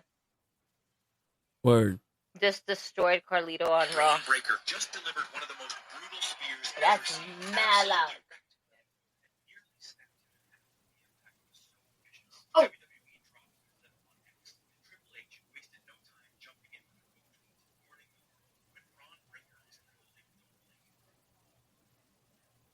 It's fine. But yeah, you saw the spear. Shit, yes. So what happened is that Carlito decided, he was like, thank you for your well wishes. My funeral services will be held on Friday. Please send prayers to my family. Oh my God. No. During this difficult time, we appreciate the privacy. So that's what happened, and so today is Friday. I was like, did anybody attend his funeral service? Yo, you No, know what would have 'cause been dope Spears if did look WWE that has held the funeral service for Carly. oh my god. Yo, In a word. Judgment Day coffin with and it's red like an apple. Yeah. With a bite mark Yeah, in it Yeah, and that's shit. it. With a bite mark in it. Like that was his last apple he ever ate. That's what I said. He should have had a piece of apple already ready when he speared him. Just Word. that could have been it. Oh my god. Oh, so you ready, guys? What's up? Abby here. Okay. I made her go with me to our very first WrestleMania when John Cena went up against The Rock. Ah, okay. The second time in a lifetime match. Ah. Okay. We had floor seats. Ooh. Very nice, because our friend Purple's Best Wishes guy was an intern at the WWE during this time. So he had that employee discount and first grab. So that's how we had floor seats. We were freezing our asses off. It was fucking cold and rainy, pretty much like today was. All right. We don't believe that The Undertaker should have beaten CM Punk because CM Punk was so hot at that time with Paul Heyman. It shouldn't have been Brock Lesnar. I'm just gonna move forward. Hindsight, yeah. And that was the last time we ever saw Diddy perform. Yep. Yeah, Diddy perform that night. Don't forget that. No Diddy, no doubt. He ain't coming home anytime soon. He's coming home. Yeah, he came home a lot of times. That's what it was. So did a lot of other people. Oh, that baby oil. No, not the baby oil. No, Tone. No, God damn it. You always gotta have it ready. Partying gift. You always gotta have it ready. He went to a Diddy party. He didn't tell nobody. And in a gift bag that was in the goodie bag. That was in the goodie gift bag. Word. It was a slippery situation. He was there. You can actually put a shirt that says, I was there and I survived. Whenever somebody tried to touch my booty hole, I was like, no. FBI. You gotta have the warning light on. This is an exit. I didn't need it tattooed like homeboy, but it's like an exit only one. This is show Dark Side of the Ring, where they were showing a fucking wrestler who was a fan of the Nazis. Yeah, he was back in the 80s. They didn't know anything like that, but he had a weird ass tattoo, like a tramp stamp, and it said "exit only" between each butt cheek. Yeah. You need to have that. And Jim Cornette is like, you really need to convince people not to fuck with me. Did you hear it? She said, if you had that, that means you've been through some shit. I mean, somebody's been through your shit. Ray, you don't have to be so political about these things. It's okay. It's okay. Let your hair down. Go like that. Word, Go like that, Ray. Let it flow. So what Let hair? it flow. Let it flow. Let it flow. Just don't dye it red anymore. I fucked it up. Don't let it go. I had too much tequila. But I need Jameson. I don't have enough tequila, actually. It was just a start. We're just starting. We have children tomorrow, so we must start now. Oh, no, yeah. You gotta, but thank God it's not like last year. Last year, I had a whole army of 40 motherfucking children and Chuck E. Cheese. And I didn't like that. At all. I was so scared for my life. But this time it's only like 2. Okay. Plus mine is 3, which is fine because I contain mine. Okay. You know, the other 2 are not so bad. I like the other 2. I can be like, hey, don't fucking do that. All right, let's go. I'll be okay. The rest, I don't got control over them assholes. Gotcha. We're gonna get that text at one point, like 1 p.m. Be like, oh, I couldn't control them. Help. Send help. I'm surprised I didn't get the text from that little kid's mom when I fucking told that little kid off of Riley's birthday, but it's all right. Yeah, I got a whole bunch That of mom them. was probably like, somebody needs to yell at that nigga. Isn't it? Look, isn't this so much fun? I'd be like so distracted by just playing with that the whole time. Here, let me take this off this way so you can spin it. We're getting distracted by the most smallest, simplest things in life. Like, wait. Like this. Look, it spins. It spins. That's a lot of color. Word. That's a lot of color. This segment here is brought to you by Tequila. $26.99. Sí se puede. Oh shit. I guess before we start wrapping this up, let me remind you guys about this next week's schedule. As next Monday we'll be back at 9 p.m. with the Raw watch along. Next Tuesday will be the I was about to say the Tone the Show again. Bro, no. But you said 9 p.m. It's at 8 p.m. Oh shit, yeah. 7:30. No, 7:30 p.m. actually. 7:30. Oh, listen. At least I was closer to the time toll. Ray, aren't you the promoter you said here? When Raw starts. Get your life together. You got those glasses on for you to be smarter. Mira, pendejo. It's not helping. Pero ¿qué tú estás haciendo con su vida? Dime. Oh. That was the tequila. I noticed. But next Tuesday, we are back at 9 p.m. with Knucklehead Comics, as we'll be discussing the finale of Daredevil Born Again for this first season. Next Wednesday, we're back at 9 p.m. with Knucklehead Comics. Next Thursday will be our full preview show on Wrestling with Knuckleheads as we discuss both nights of WrestleMania, our thoughts going into it, our predictions, all that fun stuff. And then more than likely next Friday, we'll be here live with the Tone the Show again, so we could do a little watch along of SmackDown, the Hall of Fame, and all that good shit. So that's our schedule, folks. Word, and don't bother us next weekend because that's WrestleMania. Next weekend we will not be live. Next weekend we'll be enjoying and consuming a lot of alcohol and or other stuff. So, I guess should we take it home now? Because we got some cheese man to talk about afterwards. Oh, so. Word. And on that note, ladies and gentlemen. Oh my god, and I have tequila in my system. This is so much fun. Yes, Monchiche. You motherfuckers leaving without me? Well, say goodbye, motherfucker. Goodbye. Bye, friend. Wait, it's your friendly neighborhood knucklehead signing out before we on here for another 3 hours talking about Chiche. The blonde one that's in your house, unless that's your daughter. Oh, my God.